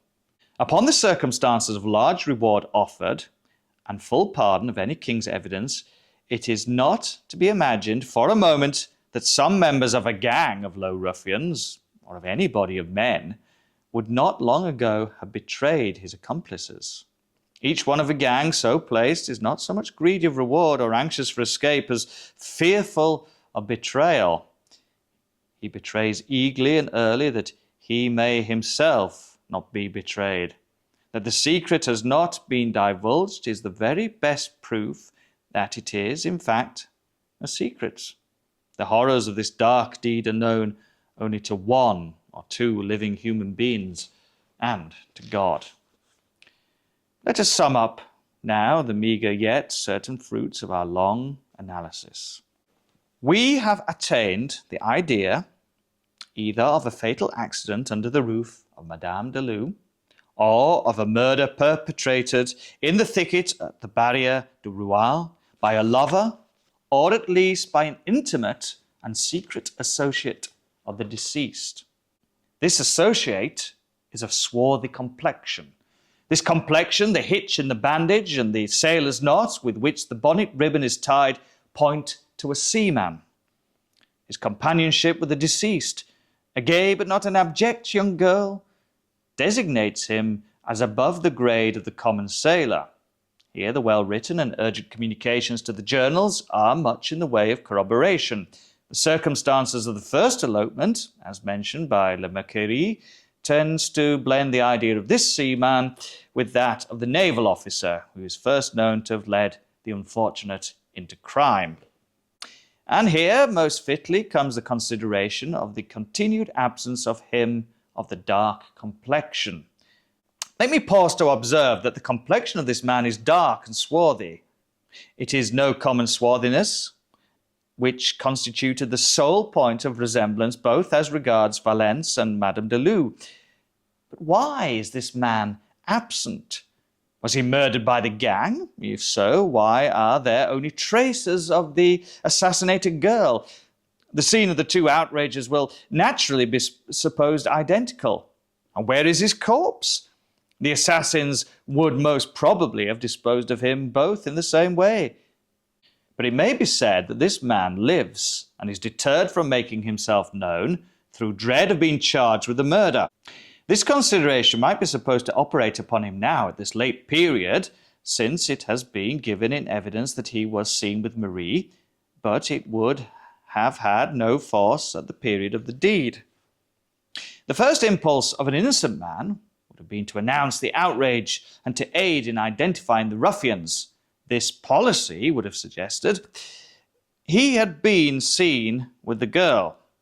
He had crossed the river with her in an open ferry boat. The denouncing of the assassins would have appeared, even to an idiot, the surest and sole means of relieving himself from suspicion. We cannot suppose him, on the night of the fatal Sunday, both innocent himself and incognizant of an outrage committed. Yet only under such circumstances is it possible to imagine that he would have failed, if alive, in the denouncement of the assassins. And what means are ours of attaining the truth? We shall find these means multiplying and gathering distinctness as we proceed. Let us sift to the bottom this affair of the first elopement. Let us know the full history of the officer, with his present circumstances and his whereabouts at the precise period of the murder. Let us carefully compare with each other the various communications sent to the evening paper, in which the object was to inculpate a gang. This done, let us compare these communications, both as regards style and MS, with those sent to the morning paper at a previous period, and insisting so vehemently upon the guilt of Manet. And all this done, let us again compare these various communications with the known MSS of the officer. Let us endeavour to ascertain by repeated questionings of Madame de Lou and her boys, as well as that of the omnibus driver Valence, something more of the personal appearance and bearing of the man of dark complexion. Queries, skillfully directed, will not fail to elicit from some of these parties information on this particular point, or upon others, information which the parties themselves may not even be aware of possessing. And let us now trace the boat picked up by the bargeman on the morning of Monday, the 23rd of June, and which was removed from the barge office without the cognizance of the officer in attendance and without the rudder at some period prior to the discovery of the corpse. The proper caution of perseverance, we shall infallibly trace this boat, for not only can the bargeman who picked it up identify it, but the rudder is at hand. The rudder of a sailboat would not have been abandoned without inquiry by one altogether at ease in heart. And here let me pause to insinuate a question. There was no advertisement of the picking up of this boat. It was silently taken to the barge office and as silently removed. But its owner or employer, how happened he, at so early a period as Tuesday morning, to be informed, without the agency of advertisement, of the locality of the boat taking up on Monday, unless we imagine some connection with the Navy, some personal, permanent connection leading to cognizance of its minute interests, its petty local news. In speaking of the lonely assassin dragging his burden to the shore, I've already suggested the probability of his availing himself of a boat. Now, we are to understand that Marie Rogêt was precipitated from a boat. This would naturally have been the case. The corpse could not have been trusted to the shallow waters of the shore. The peculiar marks on the back and shoulders of the victim tell of the bottom ribs of a boat. That the body was found without weight is also corroborative of this idea. If thrown from the shore, a weight would have been attached. We can only account for its absence by supposing the murderer to have neglected the precaution of supplying himself with it before pushing off. In the act of consigning the corpse to the water, he would unquestionably have noticed his oversight, but then no remedy would have been at hand. Any risk would have been preferred to a return to the accursed shore. Having rid himself of this ghastly charge, the murderer would have hastened to the city. There, at some obscure wharf, he would have leapt on land. But the boat, would you have secured it? He would have been in too great haste for such things as securing a boat. Moreover, in fastening to the wharf, he would have felt as if securing evidence against himself. His natural thought would have been to cast from him, as far as possible, all that had held connection with his crime. He would not only have fled from the wharf, but he would not have permitted the boat to remain. Assuredly, he would have cast it adrift. Let us pursue our fancies. In the morning, the wretch is stricken with unutterable horror at finding that the boat has been picked up and detained at a locality which he is in the daily habit of frequenting, at a locality perhaps which his duty compels him to frequent. The next night, without daring to ask for a rudder, he removes it. Now, where is the rudderless boat? Let it be one of our first purposes to discover. With the first glimpse we obtain of it, the dawn of our success shall begin. This boat shall guide us with a rapidity which will surprise even ourselves to him who employed it in the midnight of the fatal Sabbath. Corroboration will rise upon corroboration, and the murderer will be traced. For reasons which we shall not specify, but which to many readers will appear obvious, we have taken the liberty of here admitting from the MSS, placed in our hands such portion as details the following up of the apparently slight clue obtained by Dupin. We feel it advisable only to state in brief that the result desired was brought to pass, and that the prefect fulfilled punctually, although with reluctance, the term of the compact with the Chevalier. Mr. Poe's article concludes with the following words. That is a note from the editors. It will be understood that I speak of coincidences and no more. What I have said above upon this topic must suffice. In my own heart there dwells no faith in pre-nature. That nature and its God are two, no man who thinks will deny. That the latter, creating the former, can, will, control, or modify it, is also unquestionable. I say it will, for the question is of will, and not, as the insanity of logic has assumed, of power. It is not that the deity cannot modify his laws, but that we insult him in imagining a possible necessity for modification. In their origin, these laws were fashioned to embrace all contingencies which could lie in the future. With God, all is now. I repeat them that I speak all these things only as of coincidences.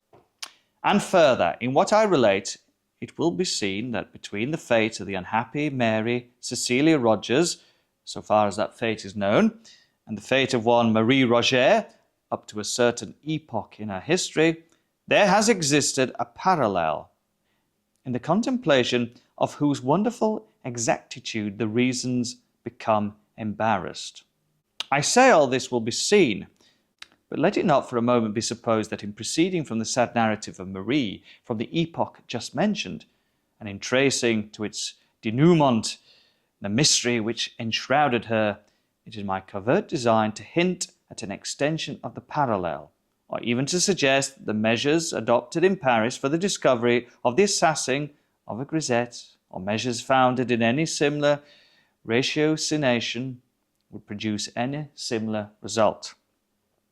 For in respect to the latter branch of this supposition, it should be considered that the most trifling variation in the facts of these two cases might give rise to the most important miscalculations, by diverting thoroughly the two courses of events, very much as in arithmetic an error which in its own individuality may be inappreciable produces at length, by dint of multiplication at all points of the process, a result enormously at variance with the truth. And in regard to the former branch, we must not fail to hold in view that the very calculus of probabilities to which I have referred forbids all idea of the extension of the parallel, forbids it with a positiveness strong and decided just in proportion as this parallel has already been long drawn and exact. This is one of those anomalous propositions which, seemingly appealing to thought altogether apart from the mathematical, is yet one which only the mathematician can fully entertain. Nothing, for example, is more difficult than to convince the merely general reader that the fact of sixes having been thrown twice in succession by a player at dice is sufficient cause for betting the largest odds that sixes will not be thrown in the third attempt. A suggestion to this effect is usually rejected by the intellect at once. It does not appear that the two throws which have been completed, and which lie now absolutely in the past, can have influence upon the throw which exists only in the future. The chance for throwing sixes seems to be precisely as it was at any ordinary time, that is to say, subject only to the influence of the various other throws which may be made by the dice. And this is a reflection which appears so exceedingly obvious that attempts to controvert it are received more frequently with a derisive smile than with anything like respectful attention. The error here involved, a gross error, redolent of mischief, I cannot pretend to expose within the limits assigned me at present, and with the philosophical it needs no exposure. It may be sufficient here to say that it forms one of an infinite series of mistakes which arise in the path of reason through her propensity for seeking truth in detail.